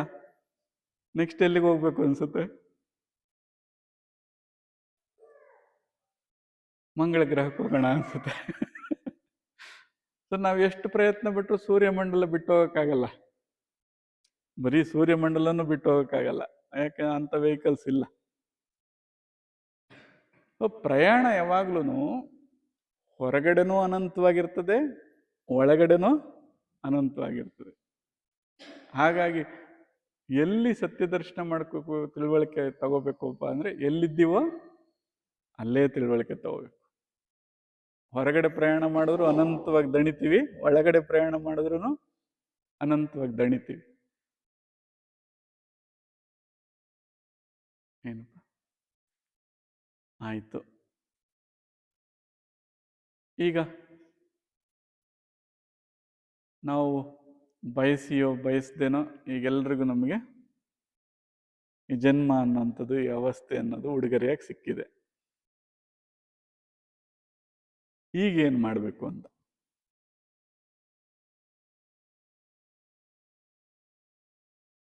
ವಾಹನಗಳು ಅಂತಂದ ತಿಳ್ಕೊಂಡ್ರೆ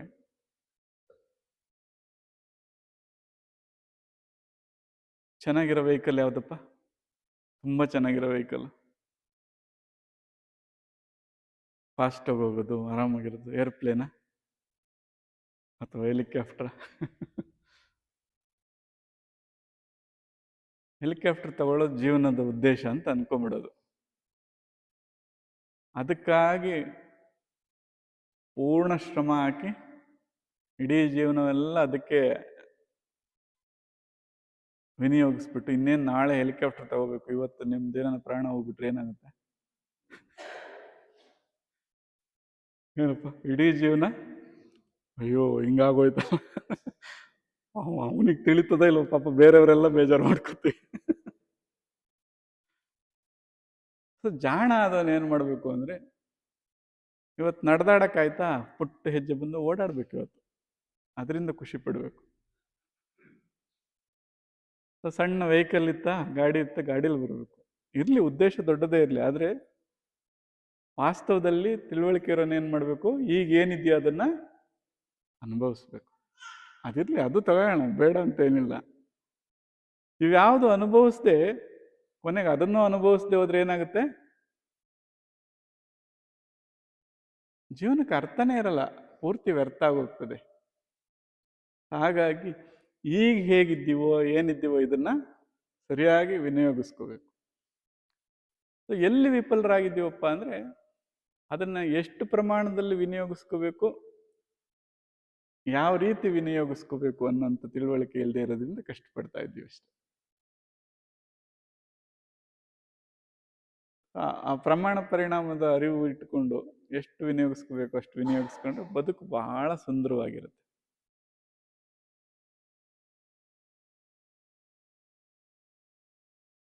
ಸೊ ಹಾಗಾಗಿ ಉನ್ನತ ಧ್ಯೇಯೋದ್ದೇಶಗಳೇನೇ ಇರಲಿ, ಈಗ ನಮಗೇನು ಪ್ರಸಾದ ಬಂದಿದೆಯೋ ಅದನ್ನು ಅನುಭವಿಸ್ಬೇಕು.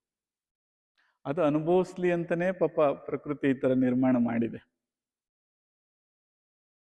ಯಾರದಕ್ಕೆ ವ್ಯತಿರಿಕ್ತವಾಗಿ ನಡೀತಾರೋ ಅವ್ರಿಗೆ ಸ್ವಲ್ಪ ಪನಿಷ್ಮೆಂಟ್ ಇದೆ. ನಾವು ಸ್ವಲ್ಪ ಇದನ್ನು ಪ್ರಶ್ನೆ ಮಾಡಿಕೊಂಡ್ರೆ ಸಾಕು. ಯಾರು ದುಃಖಿಗಳಾಗಿದ್ದಾರೆ ಅಂತ ಕೇಳ್ಕೊಂಡ್ರೆ, ಇದೊಂದು ಆದಮೇಲೆ ನಾನು ಆರಾಮಾಗಿರ್ತೀನಿ ಅಂತ ಯಾರು ಅಂದ್ಕೊಂಡಿದಾರ, ಅಂದರೆ ಇರೋದನ್ನು ಅನುಭವಿಸ್ದೆ ಏನಪ್ಪ ಅದೊಂದು ಮುಗಿದ್ಬಿಟ್ಟು ನಾನು ಆರಾಮಾಗಿರ್ತೀನಿ ಅಂತ ಯಾರು ಅಂದಿದ್ದಾರೋ ಅವರೆಲ್ಲ ಹೇಗಿದ್ದಾರೆ, ದುಃಖ ಅವತ್ತಿಂದನೇ ಪ್ರಾರಂಭ ಆಗಿದೆ. ಸೊ ಈಗ ಒಂದು ಗುಟ್ಟು ಸಿಕ್ತು, ಏನದು, ಇರೋದನ್ನು ಮಹಾಪ್ರಸಾದ ಅಂತ ಅನುಭವಿಸ್ದವನು ಸುಖಿಯಾಗಿರ್ತಾನೆ ಅಂತ. ಅದೇನಾದ್ರೂ ಬಂದಿರಲಿ, ಹೇಗೆ ಸ್ವೀಕರಿಸ್ಬೇಕು ಅದನ್ನ, ಪ್ರಸಾದ. ನೀನು ಇದನ್ನ ಹೀಗಿರು ಅಂತ ಕೊಟ್ಟಿದ್ದಾನೆ, ದಯಪಾಲಿಸಿದ, ಅಂದ್ರೆ ನೀನು ಹೀಗಿರ್ಬೇಕು. ಈ ಪಾತ್ರ ನಿರ್ವಹಿಸಿದ್ರೆ ಇನ್ನೊಂದು ಪಾತ್ರಕ್ಕೆ ಅವನು ಎಲಿಜಿಬಲ್ ಆಗ್ತಾನೆ. ಸೊ ಸೈಕಲ್ ತುಳಿದ್ರೆ ಮೋಸ್ಟ್ಲಿ ಬೈಕ್ ಸಿಗುತ್ತೆ, ಬೈಕ್ ಆದ್ಮೇಲೆ ಕಾರ್ ತಗೋತಾನೆ, ಇರಲಿ ಹಾಗೆ. ಸೊ ಈಗ ಮೊದಲು ಮಾಡಬೇಕಾಗಿರೋದು ಪ್ರಸಾದ ರೂಪದಲ್ಲಿ ಈಗ ನಾವೇನಾಗಿದ್ದೀವೋ ಅದನ್ನ ಪೂರ್ಣ ರೀತಿಯಿಂದ ಅನುಭವಿಸುವಂಥದ್ದು. ಅನುಭವಿಸುವಾಗ ಧರ್ಮ ಯಾವಾಗೂ ಇರಬೇಕದು, ಧರ್ಮ ಎಲ್ಲಿ ಬಿಡಂಗಿಲ್ಲ. ನಿಮಗೆ ಹಾನಿ ಮಾಡ್ಕೋಬಾರ್ದು, ಬೇರೆಯವ್ರಿಗೂ ಹಾನಿ ಆಗಬಾರ್ದು. ಈಗ ಆ ಥರ ನೋಡಿದಾಗ ಬದುಕು ನೀರಸುವ ಕಾರಣ ಅಲ್ಲ, ಬಹಳ ವರ್ಣರಂಜಿತವಾಗಿರ್ತದೆ. ಈಗ ಒಂದು ಹೂ ಅದರ ಅಸ್ತಿತ್ವದಲ್ಲಿ ಎಷ್ಟು ಚೆನ್ನಾಗಿದೆ,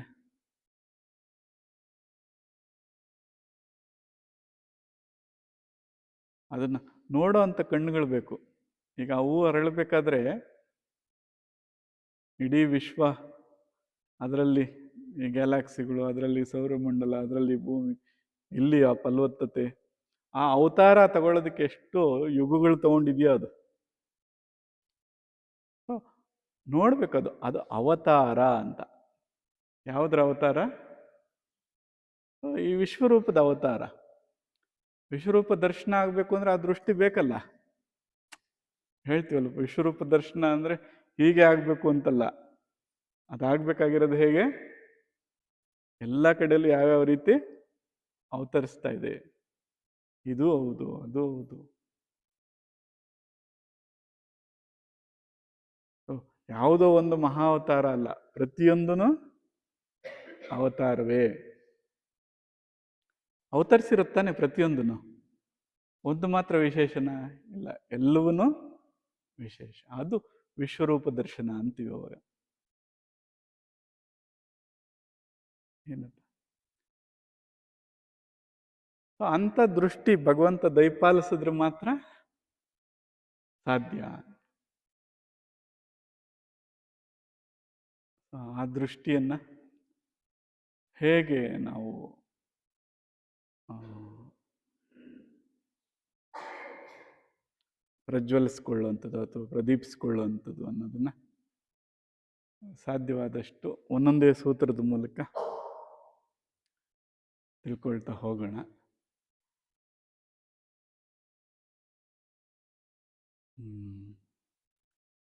ಇನ್ನೂ ಅರ್ಧ ಗಂಟೆ ಸಮಯ ಇದೆ.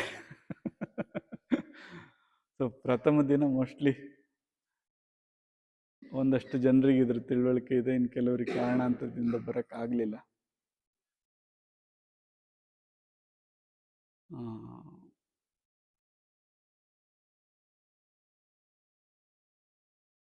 ಪ್ರತಿದಿನದ ವಿಡಿಯೋನ ರೆಕಾರ್ಡ್ ಮಾಡಿ ಅಪ್ಲೋಡ್ ಮಾಡ್ತಾರೆ. ಅದನ್ನು ಮತ್ತೆ ಮತ್ತೆ ನಾವು ಆಲಿಸ್ಬೋದು, ಅಥವಾ ಮುಂದಿನ ದಿನ ಬರೋಂಥವ್ರಿಗೆ ಅದು ಸ್ವಲ್ಪ ನೋಡ್ಕೊಂಡು ಬನ್ನಿ ಅಂದರೆ ಈ ಪೀಠಿಕೆ ಇದ್ರೆ ಏನಾಗುತ್ತೆ ಮುಂದಿನಕ್ಕೆ, ಇಲ್ಲಾಂದ್ರೆ ಮತ್ತೆ ಇದನ್ನೇ ನಾಳೆನೂ ಪ್ರಸ್ತಾಪ ಮಾಡಬೇಕಾಗತ್ತೆ. ಈಗ ಎಷ್ಟೋ ಜನರಿಗೆ ಇದ್ರ ಜ್ಞಾನ ಇರುತ್ತೆ, ಕೆಲವರಿಗೆ ಈಗ ಪ್ರಾರಂಭದಲ್ಲಿ ಬಂದಿರೋರಿಗೆ ಅದು ಇರೋದಿಲ್ಲ. ಸ್ವಲ್ಪ ತಿಳಿದಿರೋರು ತಾಳ್ಮೆಯಿಂದ ಇರ್ಬೇಕು. ಈಗ ನಾವು ಏನನ್ಸ್ಬೋದು ಅವರಿಗೆ, ಹೇಳಿದ್ದನ್ನೇ ಹೇಳ್ತಾರಲ್ವಾ, ಅವ್ರ ಹಬ್ಬಬ್ಬ ಅಂದರೆ ನಮ್ಮ ಸತ್ಸಂಗಕ್ಕೆ 2-3 ಸಲ ಬಂದಿರ್ಬೋದು. 2-3 ಸಲ ಹೇಳಿದ್ದನ್ನೇ ಹೇಳ್ತಾರಲ್ಲ ಅಂತ ಇಷ್ಟು ಬೇಜಾರಾದರೆ ನಮ್ಮ ಜೀವನದಲ್ಲಿ ಒಂದು 20,000 ಸಲ ಹೇಳಿರ್ಬೋದು ಅದನ್ನೇ. ಇನ್ನು ನಮಗೆ ಅಷ್ಟು ಬೇಜಾರಾಗಬೇಡ.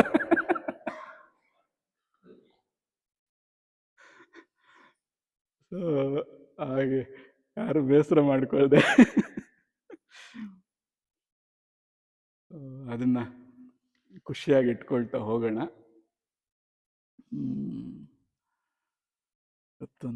ಇವತ್ತು ಪ್ರಸ್ತಾಪ ಮಾಡಬೇಡ, ಚೆನ್ನಾಗಿದೆ ಒಂದು ಸೂತ್ರ, ಸರಳವಾಗಿರೋದು.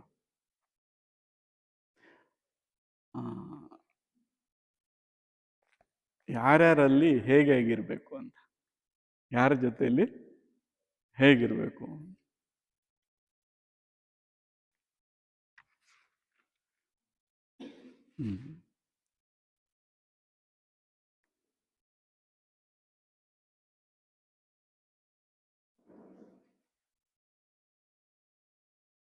ಪಾತಂಜಲರ ಸೂತ್ರ,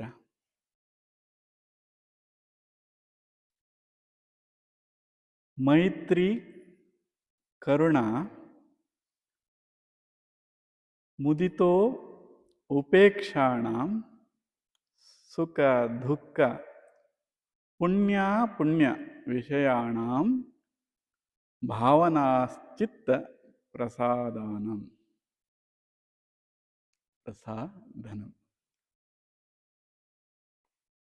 ಏನು ಹೇಳ್ತಾರೆ, ಯಾರು ಆನಂದವಾಗಿರ್ತಾರೋ, ಪ್ರಫುಲ್ಲವಾಗಿರ್ತಾರೋ, ಖುಷಿಯಾಗಿರ್ತಾರೋ, ತೃಪ್ತರಾಗಿರ್ತಾರೋ ಅವ್ರ ಜೊತೆಲಿ ಹೇಗೆ ವ್ಯವಹರಿಸ್ಬೇಕು ಅಂತ.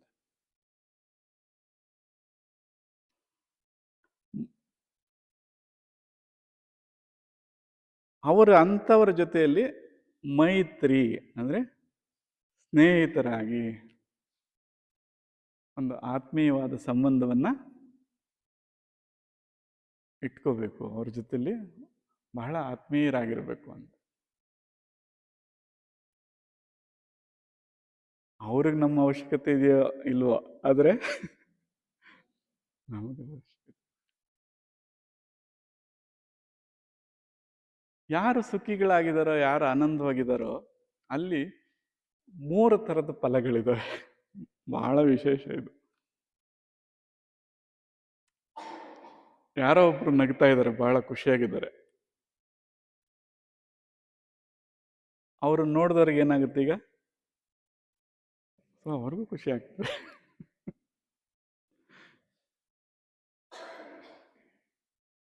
ಅವ್ರ ಜೊತೆ ಒಡನಾಟ ಮಾಡಿದವನಿಗೂ ಖುಷಿ ಆಗ್ತದೆ. ವಿಶೇಷ ಅಂದರೆ ಅವರಿಬ್ಬರನ್ನ ಯಾರು ಇನ್ನೊಬ್ಬ ನೋಡ್ತಾನಲ್ವ ಸಾಕ್ಷೀಕರಿಸಲ್ಲ, ಅವನಿಗೂ ಖುಷಿ ಆಗ್ತದೆ.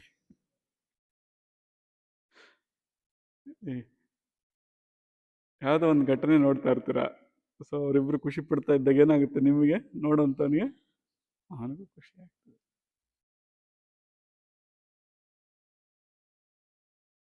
ಹೇಗೆ ವ್ಯವಹರಿಸ್ಬೇಕು, ಹೇಗಿರ್ಬೇಕು ಅಂಥವ್ರ ಜೊತೆಲಿ ಅಂದರೆ ನಾವು ಅಂಥವರ ಸಂಬಂಧವನ್ನು ಬೆಳೆಸ್ಬೇಕು, ಅಂಥವರ ಒಡನಾಟವನ್ನು ಬೆಳೆಸ್ಬೇಕು. ಯಾರೇ ಜ್ಞಾನಿಗಳಿರಲಿ, ತಿಳಿದಂಥವ್ರಿರಲಿ, ಆನಂದವಾಗಿರುವಂಥವ್ರು, ಶಾಂತಚಿತ್ತರಾಗಿರುವಂಥವ್ರು ಕಂಡ್ರೆ ಏನು ಮಾಡ್ಬೇಕು? ಈಗ ಅವರ ಜೊತೆಯಲ್ಲಿ ನಾವು ಒಳ್ಳೆ ಭಾವ ಮತ್ತು ಸಂಬಂಧವನ್ನು ಏರ್ಪಡಿಸ್ಕೋಬೇಕು. ಎರಡನೇದು, ಯಾರು ದುಃಖಿಗಳಾಗಿದ್ದಾರೋ ಅವರಿಗೆ ಅವರ ಜೊತೆಯಲ್ಲಿ ಕರುಣೆಯಿಂದ ವರ್ತಿಸ್ಬೇಕು ಅಂತ. ಯಾರು ದುಃಖದಲ್ಲಿದ್ದಾರೋ ಅವ್ರ ಜೊತೆಲಿ ಹೇಗಿರಬೇಕು? ಕರುಣೆಯಿಂದ.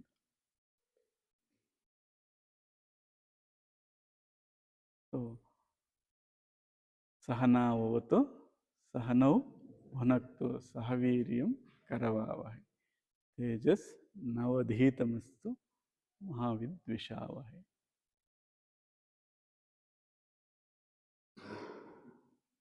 ಅಂಥ ದುಃಖಿಗಳನ್ನ ನಾವು ಕರುಣೆಯಿಂದ ವ್ಯವಹರಿಸಿ ಅವರನ್ನು ಔನ್ನತ್ಯಕ್ಕೆ ಏರಿಸ್ಕೊಂಡ್ರೆ, ಒಂದು ವೇಳೆ ಅಂಥ ಪರಿಸ್ಥಿತಿ ನಮಗೂ ಬಂದರೂ ಕೂಡ ಅವರು ನಮ್ಮನ್ನು ಜೊತೆಯಲ್ಲಿ ಮೇಲಕ್ಕಿರ್ತಾರೆ. ಈಗ ಎಲ್ಲರೂ ಸಂಗಡ ಇದ್ದೀವಿ, ಒಂದು ಬೋಗಿ ಸ್ವಲ್ಪ ಸ್ಲೋ ಆಗ್ಬೋದು, ಅವಾಗ ಇನ್ನೊಂದು ಬೋಗಿ ಜೊತೆಲಿ ಇದ್ರೆ ಏನಾಗುತ್ತೆ? ಈಗ ಅದು ತಳ್ಕೊಂಡು ಹೋಗುತ್ತೆ. ಆ ಸಹಾನುಭೂತಿ ಮತ್ತು ಕರುಣೆಯಿಂದ ಅವರ ಜೊತೆಲಿ ಇರಬೇಕು.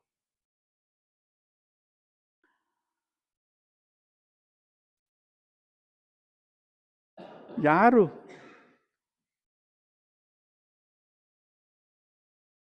ಸತ್ಕರ್ಮ ಅಥವಾ ಪುಣ್ಯವನ್ನು ಸಂಪಾದಿಸಿದಾರೋ ಅಂಥವ್ರ ಜೊತೆಯಲ್ಲಿ ಹರ್ಷಚಿತ್ತರಾಗಿರ್ಬೇಕು, ಖುಷಿಯಿಂದ ಅಥವಾ ಸಂತೋಷದಿಂದ ಅವ್ರ ಜೊತೆಲಿ ಒಡನಾಡಬೇಕು.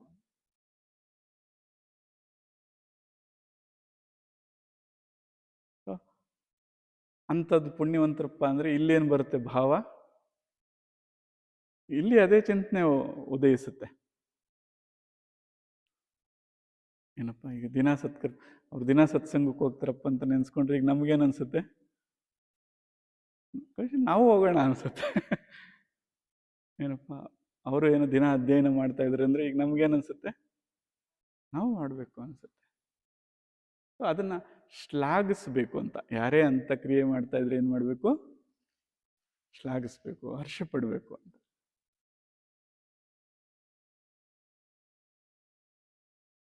ಯಾರೇ ಆ ಸತ್ಕರ್ಮಗಳನ್ನ ತೊಡಗಿಸ್ಕೊಂಡು ಪುಣ್ಯಜೀವಿಗಳು ಅಂತ ಕರಿತೀವಿ, ಅಂಥವ್ರನ್ನ ಶ್ಲಾಘಿಸ್ತಾ ಹರ್ಷದಿಂದ ಇರಬೇಕು. ಇನ್ನು ದುಷ್ಕರ್ಮ ಅಥವಾ ಪಾಪಕ್ರಿಯೆಗಳನ್ನ ಸಂಚಯ ಮಾಡ್ಕೊಂಡು ಅವ್ರ ಜೊತೆಲಿ ಹೇಗಿರ್ಬೇಕು ಅಂದರೆ ಉಪೇಕ್ಷೆ ಅಂತ ಇಲ್ಲಿ ಉಪೇಕ್ಷೆ ಅಂದರೆ ತಟಸ್ಥವಾಗಿರೋದು ಅಂತ. ಏನಂತಿರೋದಕ್ಕೆ ನೋ ಕಮೆಂಟ್ಸ್ ಅಂತ. ಉಪೇಕ್ಷೆ ಅಂದರೆ ಇದು ನಿರ್ಲಕ್ಷ್ಯ ಅಂತಲ್ಲ, ತಟಸ್ಥ ಅಂತ.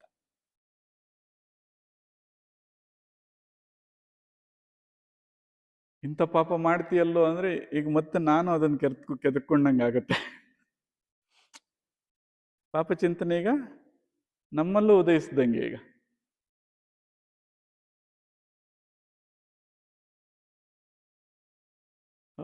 ಅದರಿಂದ ಪಾಪ ಮಾಡ್ತಿದ್ಯಲ್ಲ ಅಂತ ಅವನನ್ನು ಹೀಯಾಳಿಸ್ಲೂಬಾರ್ದು, ಅಥವಾ ಅವನು ಪಾಪಿಷ್ಟ ಅಂತ ನಿರ್ಣಯಕ್ಕೂ ಬರಬಾರ್ದು. ಏನಪ್ಪ? ಸೊ ಹಾಗಾಗಿ ಅಂಥ ದುಷ್ಕರ್ಮಗಳ ವಿಚಾರವಾಗಿ ಅಥವಾ ದುಷ್ಕರ್ಮಿಗಳ ವಿಚಾರವಾಗಿ ಹೇಗಿರ್ಬೇಕಂತದ್ದು ತಟಸ್ಥವಾಗಿರ್ಬೇಕು.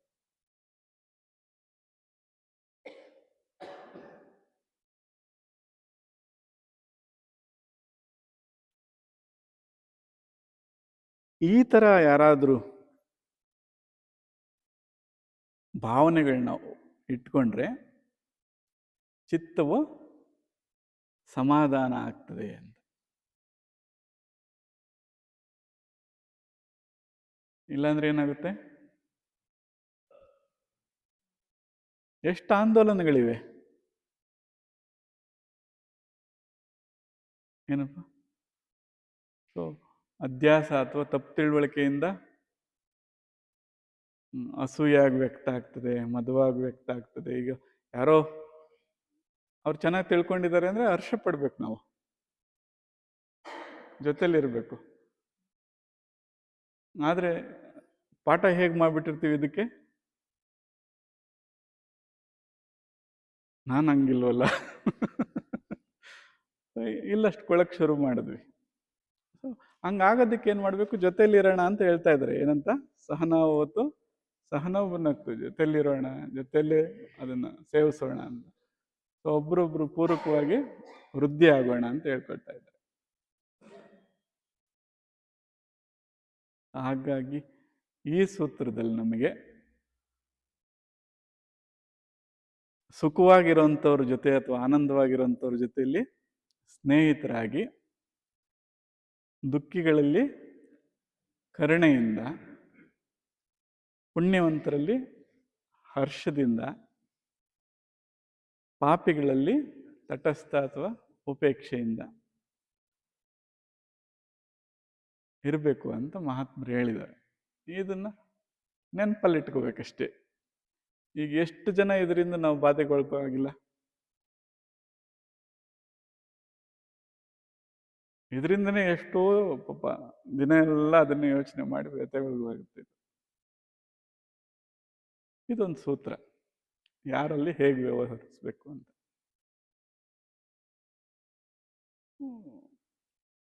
ಭಾಷೆ ಅರ್ಥ ಆಗ್ಲಿಲ್ಲ ಅಂದ್ರೆ ನಾವು ಸರಳವಾಗಿ ಅರ್ಥ ಮಾಡ್ಕೊಳ್ಳೋದು. ಅದರ ಗುಣ ಅಂಥದ್ದು ಅಂತ ತಿಳ್ಕೋಬೇಕು.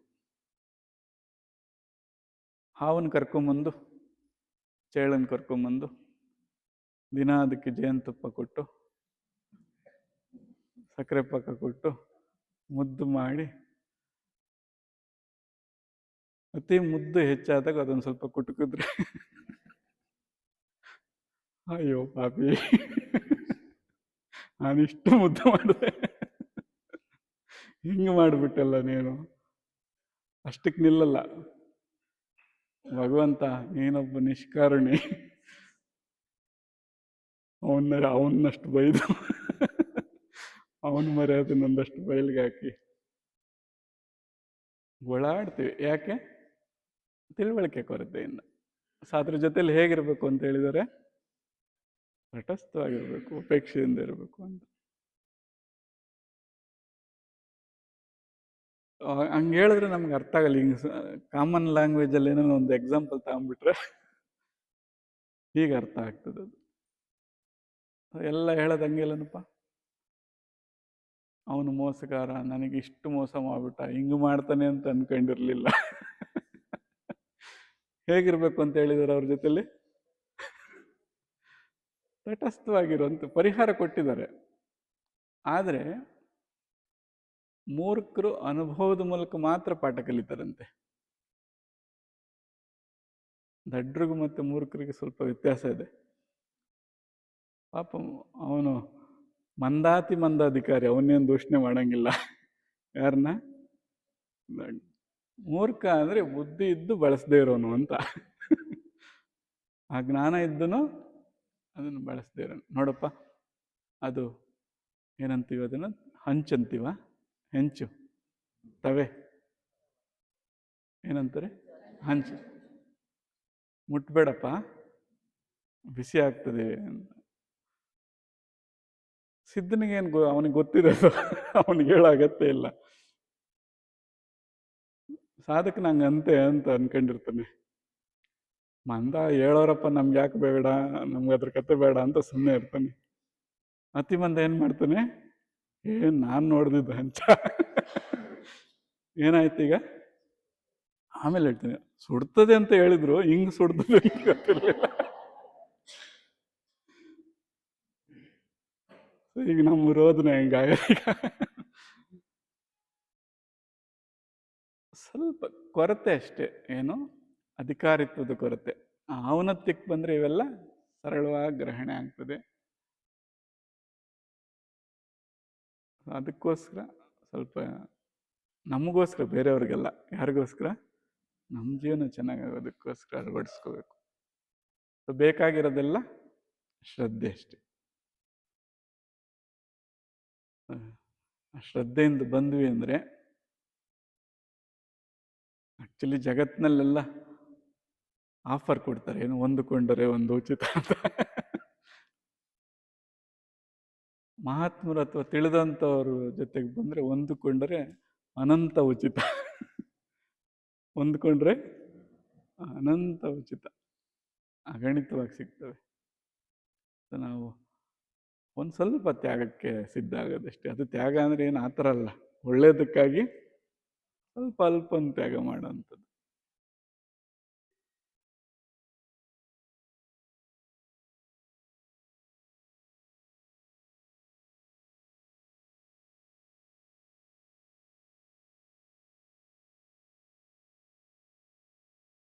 ಈಗ ನಾಳೆಯಿಂದ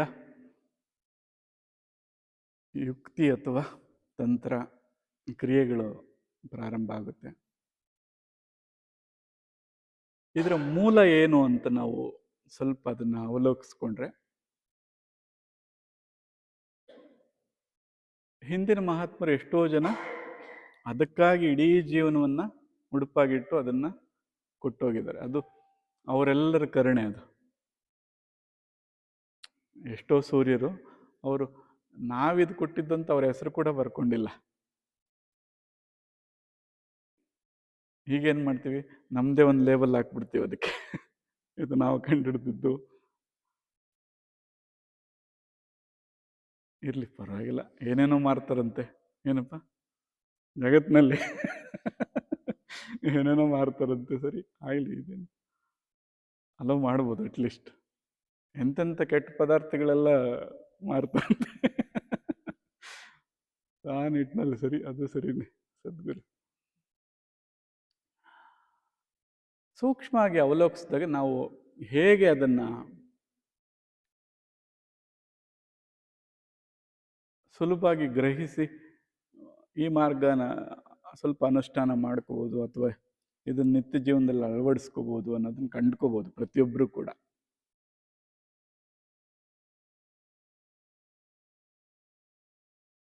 ಈಗ ತೀವ್ರ ಅಧಿಕಾರಿಗಳು ಅಂತ ಅಥವಾ ಸಿದ್ಧರು ಅಂತ ಏನೋ ಒಂದಷ್ಟು ಮಾತನಾಡಿದ್ವಿ.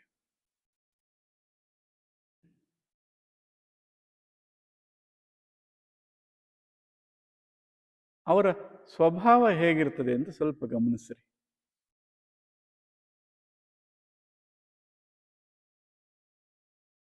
ಈಗ ಯಾರೇ ಮಹಾತ್ಮರು ನೋಡಿದ್ರೆ ಹೇಗಿರ್ತಾರೆ ಅವರು? ಶಾಂತವಾಗಿ ಅಸನ್ಮುಖಿಗಳಾಗಿ ಕುಳಿತಿರ್ತಾರೆ. ಶಾಂತವಾಗಿರ್ತಾರಲ್ವಾ, ಅಸನ್ಮುಖಿಗಳಾಗಿರ್ತಾರೆ.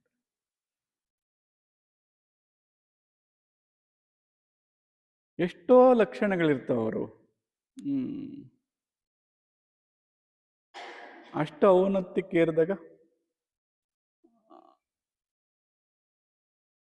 ಅನಿಮಿಷರು ಕೂಡ ಆಗಿರ್ತಾರೆ. ಅಂದರೆ ಅವ್ರ ಕಣ್ರೆಪ್ಪೆಗಳು ಆಡೋದೇ ಇಲ್ಲ. ಹಾಗೆ ಹೇಗೆ ಕುಳಿತಿರ್ತಾರೋ ಹಾಗೆ ಒಂದೇ ದೃಷ್ಟಿಲಿ ಅನ್ಯಥ ಬೇರೆಯವರು ವ್ಯವಹರಿಸೋರ್ಗು ಹೇಗಿರ್ತಾರೆ ಅವರು? ಸುಮ್ಮನೆ ಅವ್ರ ಲೋಕದಲ್ಲಿ ಅವರು ಆನಂದವಾಗಿರ್ತಾರೆ. ಇದು ಅವರ ಸ್ವಭಾವಗಳಿವು, ಅಭಿವ್ಯಕ್ತವಾಗವು. ಅದ್ರ ಪರಿಣಾಮ ನಮ್ಮಲ್ಲಿ ಬರಬೇಕು ಅಂತಂದರೆ, ಈಗ ನಾವು ಹಂಗಾಗಿದ್ರೆ ನಮಗೂ ಹಂಗಾಗಿರ್ತಿತ್ತು. ಆಗಲಿಲ್ಲ ಅಂದರೆ ಏನು ಮಾಡಬೇಕು ಅಂದರೆ, ಕನಿಷ್ಠ ಪಕ್ಷ ಅದರ ಅನುಕರಣೆ ಮಾಡಿದ್ರೆ ನಮಗದ್ರ ಫಲ ಸಿಗುತ್ತೆ. ಕನಿಷ್ಠ ಏನು ಮಾಡಬೇಕು? ಅನುಕರಣೆ ಮಾಡಿ. ಅವ್ರು ಯಾವಾಗಲೂ ನಗ್ತಾ ಇರ್ತಾರೆ. ನೀವು ಬಲವಂತವಾಗಾದರೂ ಅಸನ್ಮುಖಿಯಾಗಿರೋದು ಕಲಿಬೇಕು. ಈಗ ಏನಾಗುತ್ತೆ ಶರೀರ, ಪ್ರಕೃತಿ ಬಹಳ ಬದಲಾಗುತ್ತೆ ಒಳಗಡೆ. ಸೊ ಯಾರಾದರೂ ಬಂದಾಗ ಚೆನ್ನಾಗಿದೆ, ಎಷ್ಟು ಖುಷಿ ಆಗ್ತದೆ. ಸೊ ಅವ್ರಿಗೂ ಖುಷಿ ಆಗ್ತದೆ, ನಿಮಗೂ ಖುಷಿ ಆಗ್ತದೆ. ಇದು ಇಡೀ ಪ್ರಕೃತಿ ಬದಲಾಗ್ತದೆ. ಇದು ಸೊ ಅಂಥ ಗ್ರಹಣ ಮಟ್ಟಕ್ಕೆ ಅವರು ಏರಿರೋದ್ರಿಂದ ಆ ಶರೀರ ಸ್ಥಿರವಾಗದೆ ಅವ್ರದ್ದು.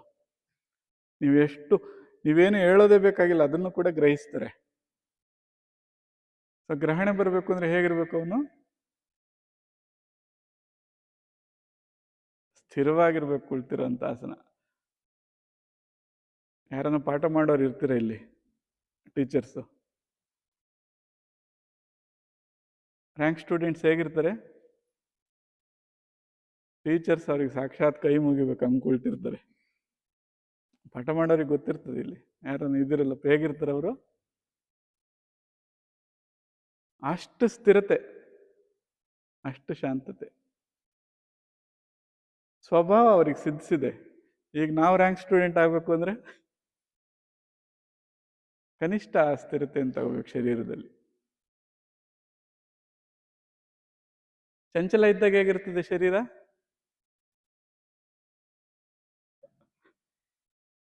ಸೊ ಮೊದಲು ಆಸನ ಸ್ಥಿರವಾಗಲಿ ಅಂತ ಹೇಳ್ತಾರೆ ಮಹಾತ್ಮರು. ಪಾಠ ಕೇಳುವಾಗ ಹೇಗಿರ್ಬೇಕು ಅಂತ ಹೇಳ್ತಾರೆ ಅವರು? ಸ್ಥಿರಂ ಸುಖಂ ಆಸನ. ಸ್ಥಿರತೆ ಬಂದ್ಬಿಟ್ರೆ ಸುಖ ತಾನಾಗೆ ಬರ್ತದೆ, ಆನಂದ ತಾನಾಗೆ ಬರ್ತದೆ. ಆನಂದವಾಗಿದ್ದಾಗ ಯಾರನ್ನು ಒದ್ದಾಡ್ತಾ ಇದ್ರ? ಹೇಗಿದ್ರಿ? ಸುಮ್ಮನೆ ಪ್ರಶಾಂತವಾಗಿ ಇಲ್ಲಿ ಎಷ್ಟು ಚೆನ್ನಾಗಿದೆಯಪ್ಪ ಅಂತ ಹಾಗೆ ಇದ್ವಿ.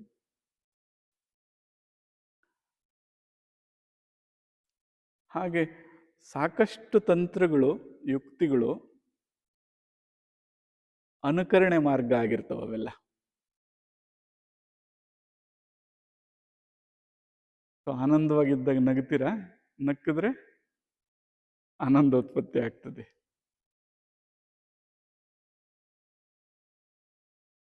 ಸಿದ್ಧರಿಗೆ ಸ್ವಭಾವ ಅದು.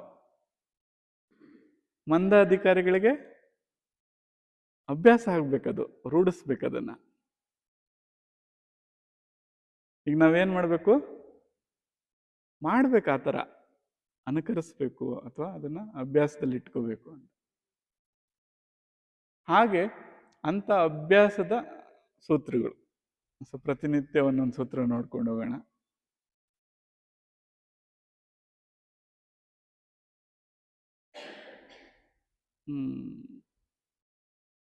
ಎಷ್ಟೋ ಮಹಾತ್ಮರು ಕೊಟ್ಟೋಗಿದ್ದಾರೆ.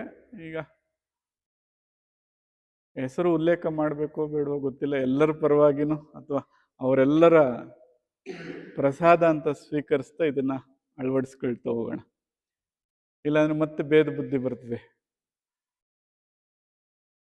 ಅವ್ರದ್ದು ಅದು ಹೇಗಿರ್ಬೇಕು ಅಂತ ಹೇಳಿದ್ವಿ ಆಗ್ಲೇ, ಎಲ್ಲರಲ್ಲೂ ಮೈತ್ರಿ ಆಗಿರ್ಬೇಕು ಅಂತ ಹೇಳಿದ್ವಿ.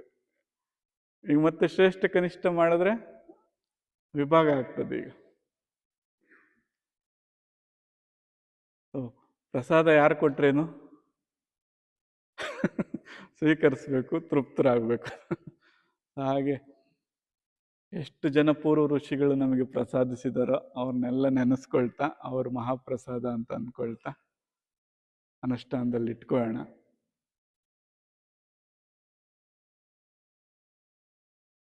ಯಾರಲ್ಲಿ ಎಷ್ಟೇ ಇರಲಿ, ಪೂರ್ವದಲ್ಲಿ ಯಾರ ಬಳಿ ಏನೇ ಇರಲಿ,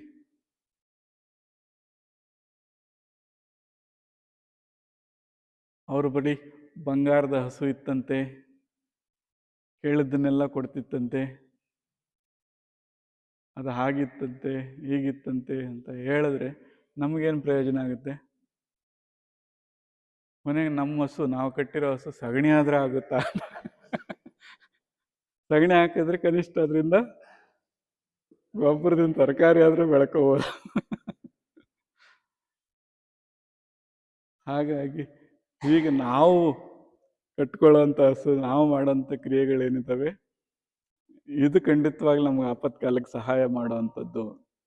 ಸೊ ಪ್ರಸ್ತಾಪಗಳು ಬೇರೆಯವ್ರದ್ದು ಅಥವಾ ಹಿಂದಿನವ್ರದ್ದು ಏನೇ ಇರಲಿ, ಎಷ್ಟೇ ಇರಲಿ, ಈಗ ನಮಗೆ ಒದಗಿ ಬರುವಂಥದ್ದು ಯಾವುದು? ನಮ್ಮ ಹಸು, ನಾವು ಕಟ್ಕೊಂಡಿರೋಂಥ ಹಸು. ಅದರಿಂದ ನಾವು ಅದನ್ನು ಮಾಡದೆ ಹೋದರೆ ಅಥವಾ ನಾವು ಅದನ್ನು ನಿತ್ಯ ಜೀವನದಲ್ಲಿ ಅಳವಡಿಸ್ಕೊಳ್ದೆ ಹೋದರೆ ಅದರಿಂದ ಏನು ಪ್ರಯೋಜನ ಆಗಲ್ಲ. ಅದು ಸಣ್ಣ ಪ್ರಮಾಣದ್ದಾಗಿರಲಿ ಅದರಿಂದನೇ ತೃಪ್ತರಾಗ್ಬೋದು, ಆನಂದವಾಗಿರ್ಬೋದು. ಹೆಚ್ಚಾಗಿ ಬಂತವು ಅದು ಒಳ್ಳೆಯದು, ಅದನ್ನು ಅನುಭವಿಸೋಣ. ಆದರೆ ಇರೋದನ್ನು ಪ್ರಸಾದ ಅಂತ ಅಂದ್ಕೊಂಡು ಭಾವಿಸ್ತಾ ಅದನ್ನು ಸ್ವೀಕರಿಸ್ತಾ ಹೋಗೋಣ.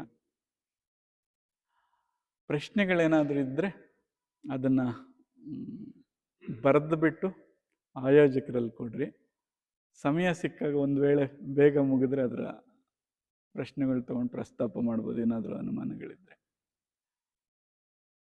ಹೊರಗಿನಿಂದ ಎಷ್ಟು ಜನ ಬಂದಿದ್ದೀರಾ ಶಿವಮೊಗ್ಗ ಬಿಟ್ಟು?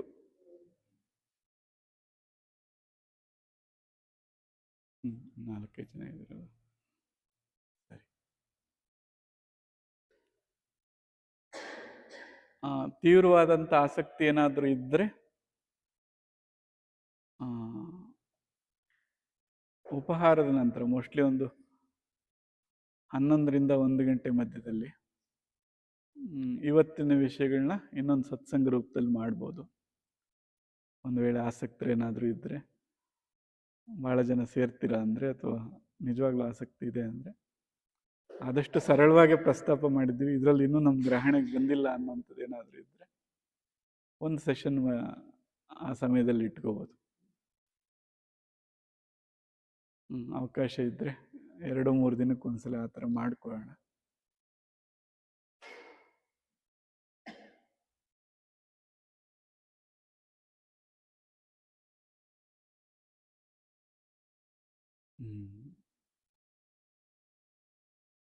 ಇವತ್ತೇನಾದರೂ ಒಂದು ಪ್ರಶ್ನೆ ಇದ್ರೆ ಬೇಕಾದ್ರೆ ತಗೋಬೋದು. ಇನ್ನೊಂದು 5 ನಿಮಿಷ ಇದೆ. ಯಾರಿಗಾದ್ರೂ ಒಂದು ಪ್ರಶ್ನೆ ಅಲ್ಲಿ ಕೊಡು.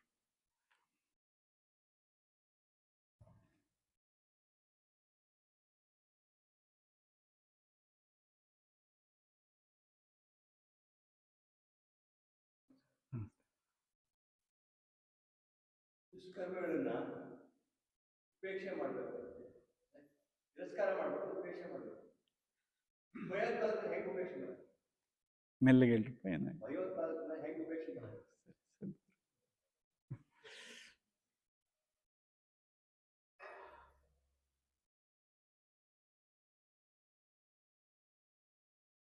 ಈಗ ಯಾವುದನ್ನ ಎಲ್ಲಿ ಕೇಳಬೇಕು ಅಂತ ಮಾತಾಡಿದ್ವಿ ಮೊದಲನೇ ಆಗಲೇ ಮಾತನಾಡಬೇಕಾದ್ರೆ. ಮತ್ತೆ ಅದರ ಜೊತೆಲಿ ಹಾಗೆ ವ್ಯವಹರಿಸ್ಬೇಕು ಅಂತ ಮಾತಾಡಿದ್ವಿ. ಈಗ ಇಷ್ಟು ಹೇಳಿದ್ದು ವ್ಯಕ್ತಿಗೆ, ಅಂದರೆ ಆ ಜೀವಿಗೆ ಅಂತ. ಯಾರಿಗಿದು? ಇಂಡಿವಿಜುವಲ್ಸ್ ಅಥವಾ ಪ್ರತಿ ವ್ಯಕ್ತಿಗೆ. ಅವ್ರು ಕೇಳ್ತಾ ಇರೋಂಥ ಪ್ರಶ್ನೆ ಈಗ ಸಮಷ್ಟಿ ಅಂತೀವಿ, ಅಂದರೆ ಸಮಾಜದ ದೃಷ್ಟಿಯಲ್ಲಿ. ಸೊ ಸಮಾಜ ಅಂತ ಬಂದಾಗ ಅದನ್ನ ಸಮಾಜವನ್ನ ಎಲ್ಲಿ ಸರಿಪಡಿಸ್ಬೇಕು ಅಂತ ಇದೆ. ಒಂದು ಸರಳವಾಗಿ ಉದಾಹರಣೆ ತಗೊಳ್ಳೋದಾದ್ರೆ,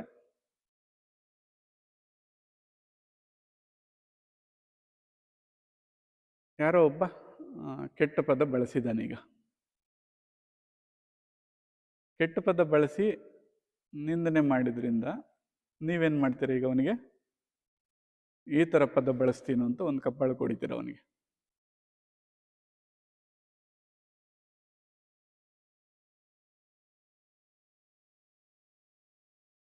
ಈಗ ಆ ಘಟನೆಯನ್ನು ಸ್ವಲ್ಪ ಅವಲೋಕಿಸೋಣ. ಆ ಕೆಟ್ಟ ಪದ ಬಳಸ್ದ ಅನ್ನೋದನ್ನು ವಾಪಸ್ ತೆಗೆದುಬಿಡೋಣ. ಈಗ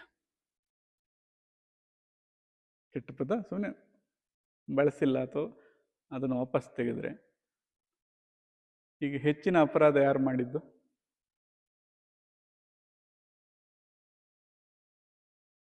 ಹೊಡೆದವನಲ್ವಾ? ನಾವು ಅನ್ಕೊಂಡಿದ್ವಿ ಏನಂತ? ಸೊ ಅಂದರೆ ಒಂದನ್ನು ಸರಿ ಮಾಡೋ ಬರದಲ್ಲಿ ಅದಕ್ಕಿಂತ ದೊಡ್ಡ ತಪ್ಪುಗಳನ್ನು ಮಾಡ್ತೀವಿ ನಿರ್ಣಯಗಳಿಂದ, ವ್ಯಕ್ತಿಗತ ನಿರ್ಣಯಗಳಿಂದ. ಹಾಗಾದ್ರೆ ಹಾಗೆ ಬಿಡಬೇಕಾ ಅಂತ? ಖಂಡಿತ ಅಲ್ಲ. ಅದಕ್ಕೆ ಹೇಳ್ತಾರೆ ಮೊದಲನೇದು ಯಮ ಅಂತ.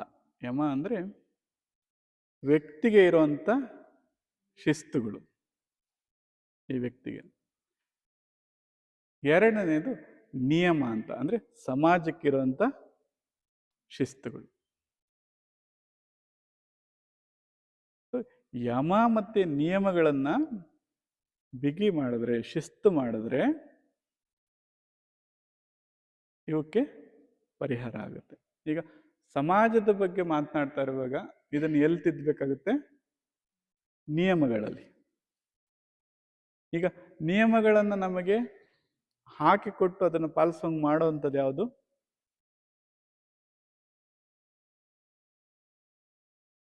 ಆ ಒಂದು ದೇಶಕ್ಕಿರುವಂಥ ಸಂವಿಧಾನ, ಆ ಒಂದು ದೇಶಕ್ಕಿರುವಂಥ ಸಂವಿಧಾನ. ಆ ಸಂವಿಧಾನವನ್ನು ರೂಪಿಸುವಂಥವ್ರು ಮತ್ತು ಸಂವಿಧಾನದಲ್ಲಿ ಅದನ್ನು ಪ್ರಬಲ ಮಾಡಿದ್ರೆ ಈ ಸಮಸ್ಯೆಯನ್ನು ಮೂಲವಾಗಿ ಬಗೆಹರಿಸಕ್ಕಾಗತ್ತೆ. ಸೊ ಏನೇ ಬದಲಾವಣೆ ತರಬೇಕಾಗಿದ್ರು ನೀವು ಸಂವಿಧಾನವನ್ನು ಅಳವಡಿಸುವಂಥವ್ರು ಮತ್ತು ಅದನ್ನು ನಿರ್ಮಿಸುವಂಥವ್ರು ಆ ಜಾಗದಲ್ಲಿ ಸರಿ ಮಾಡಬೇಕೇ ಹೊರತು ಇದನ್ನು ಕೆಳಗಿನ ಹಂತದಿಂದ ಸರಿ ಮಾಡೋದಕ್ಕೆ, ಅಂದರೆ ಇಡೀ ಜೀವನ ಅದಕ್ಕೆ ವ್ಯರ್ಥವಾಗುತ್ತೆ. ಅದನ್ನು ಈಗ ಪ್ರತಿನಿತ್ಯ ಕೆಟ್ಟ ಭಾಷೆ ಬೈತೀಯ ನೀನು, ದಿನ ಜಗಳ ಮಾಡ್ಕೊಂಡಿದ್ರೆ ಎಷ್ಟು ಸಮಯ ವ್ಯರ್ಥ ಆಗುತ್ತೆ ಅದರಲ್ಲಿ? ನಿಂದನೆ ಅಥವಾ ಕೆಟ್ಟ ಪದವನ್ನು ಬಳಸೋದೇ ಅಪರಾಧ ಅಂತ ಒಂದು ನಿಯಮ ತಂದುಬಿಟ್ರೆ ಏನಾಗುತ್ತೆ? ಈಗ ಪರ್ಮನೆಂಟಾಗಿ ಸೊಲ್ಯೂಷನ್ ಆಗುತ್ತಲ್ಲ. ಹಾಗೆ ವೈಯಕ್ತಿಕ ಒಂದೊಂದು ವಿಚಾರಕ್ಕೂ ನಾವು ಜಗಳ ಮಾಡಬಾರ್ದು. ಅದನ್ನು ತಿದ್ದಾಗಿದ್ರೆ ಅದರ ಮೂಲ ಎಲ್ಲಿದೆಯೋ ಅದನ್ನು ಸರಿಪಡಿಸುವಂಥವ್ರು, ಅಥವಾ ನಮ್ಮ ಬಯಕೆಗಳಾಗಲಿ ಅಥವಾ ನಮ್ಮ ಆಗ್ರಹಗಳಾಗಲಿ ಎಲ್ಲಿಗೆ ತಲುಪಬೇಕಿವು? ಪಾಲಿಸಿ ಮೇಕರ್ಸ್ ಅಂತೀವಲ್ಲ, ಇದನ್ನು ರೂಪಿಸುವಂಥವ್ರು ಯಾರಿದಾರಲ್ಲ ಅವರಿಗೆ ತಲುಪಿದ್ರೆ ಇದು ಸರಿ ಹೋಗುತ್ತೆ.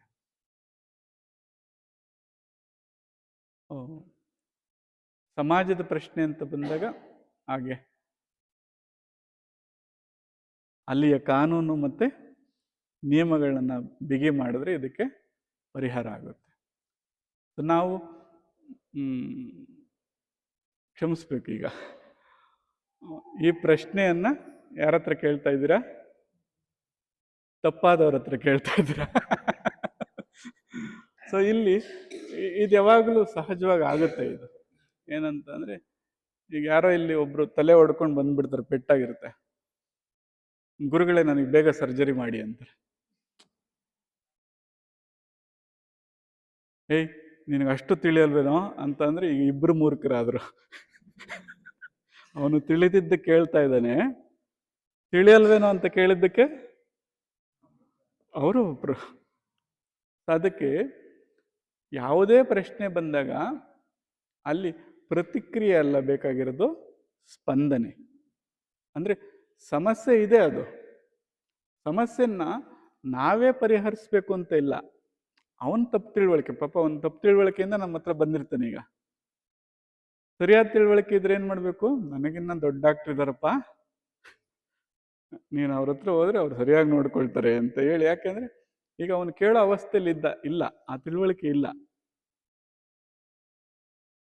ನಮಗೆ ಈ ತಿಳುವಳಿಕೆಗಳು ಬಂದ ತಕ್ಷಣನೇ ಸೊ ಇದು ಎಲ್ಲಿ ಪ್ರಸ್ತಾಪ ಮಾಡಬೇಕು, ಸೊ ಎಲ್ಲಿ ಇದರಿಂದ ಪರಿಹಾರ ಸಿಗುತ್ತೆ, ಇದೆಲ್ಲ ಸಹಜವಾಗಿ ನಮ್ಮ ಗ್ರಹಣೆಗೆ ಬಂದ್ಬಿಡುತ್ತೆ. ಅದರಿಂದ ಯಾವುದೇ ಪ್ರಶ್ನೆಗಳಿರಲಿ, ಸಂದರ್ಭಗಳಿರಲಿ, ವೈಯಕ್ತಿಕವಾಗಿ ತಗೊಳ್ದೆ ಅದನ್ನು, ಅಂದರೆ ವೈಯಕ್ತಿಕವಾಗಿ ತಗೊಂಡಾಗ ಅದು ಪ್ರತಿಕ್ರಿಯೆ ಆಗ್ತದೆ. ಆ ಪ್ರತಿಕ್ರಿಯೆ ಮಾಡದೆ ಸ್ಪಂದಿಸ್ಬೇಕು. ಅದಕ್ಕೆ ಸಮಸ್ಯೆ ಇದೆ, ಅದು ಯಾರಿಂದ ಬಗೆಹರಿಬೇಕು? ಬಗೆಹರಿಲ್ಲ, ಅದನ್ನು ನಾನೇ ಬಗೆಹರಿಸ್ಬೇಕು ಅಂತಿಲ್ಲ.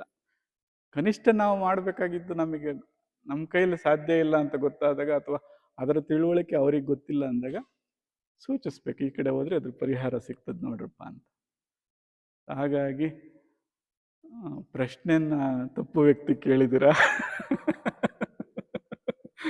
ದಯಮಾಡಿ ಕ್ಷಮಿಸ್ಬೇಕು. ಪರಿಹಾರ ಅಲ್ಲಿ ಸಿಗುತ್ತೆ ಇದಕ್ಕೆ. ಸಂತೋಷಪ್ಪ. ಇವತ್ತಿನ ಸತ್ಸಂಗನ ಸಮಾಪ್ತಿ ಮಾಡೋಣ ಇಲ್ಲಿಗೆ. 7:15 ಆ್ಯಕ್ಚುಲಿ 7:20 ಆಯಿತು. 7:15ಕ್ಕೆ ಕೆಲಸಕ್ಕೆ ಹೋಗುವಂಥವ್ರು ಅನುಮತಿಗೆ ಯಾರೂ ಕಾಯೋ ಆಗಿಲ್ಲ, ತಾವು ನಿರ್ಗಮಿಸ್ಬೋದು. ಈಗ ಶಾಂತಿ ಮಂತ್ರವನ್ನು ಹಾಡ್ತಾ ಇವತ್ತಿನ ಒಂದು ಸತ್ಸಂಗನ ಇಲ್ಲಿಗೆ ಸಮಾಪ್ತಿ ಮಾಡೋಣ. ನಾಳೆ ಇದೇ ಉತ್ಸಾಹದಿಂದ ಶ್ರದ್ಧೆಯಿಂದ ಮತ್ತೆ ಸೇರೋಣ. ಇನ್ನಷ್ಟು ಜನರನ್ನು ಕರ್ಕೊಂಡು ಬನ್ನಿ. ಸೊ ಆ ಸೂರ್ಯರು ನಮ್ಮ ಜೊತೆಯಲ್ಲಿದ್ದರೆ ಎಲ್ಲರೂ ಜೊತೆಯಲ್ಲಿ ಅವನತ್ತಿಗೆ ಏರ್ತೀವಿ. ಹಾಗೆ ಹೇಳ್ತಾ ಇವತ್ತಿನ ಸತ್ಸಂಗನ ಇಲ್ಲಿಗೆ ಸಮಾಪ್ತಿ ಮಾಡೋಣಪ್ಪ.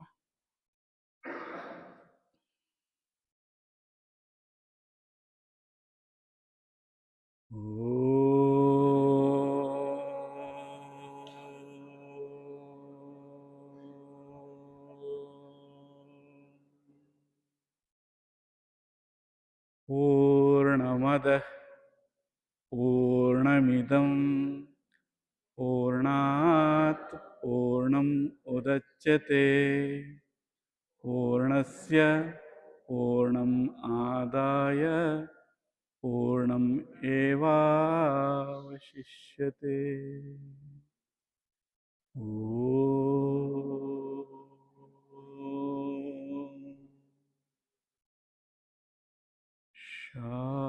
ಶಾಂತಿ.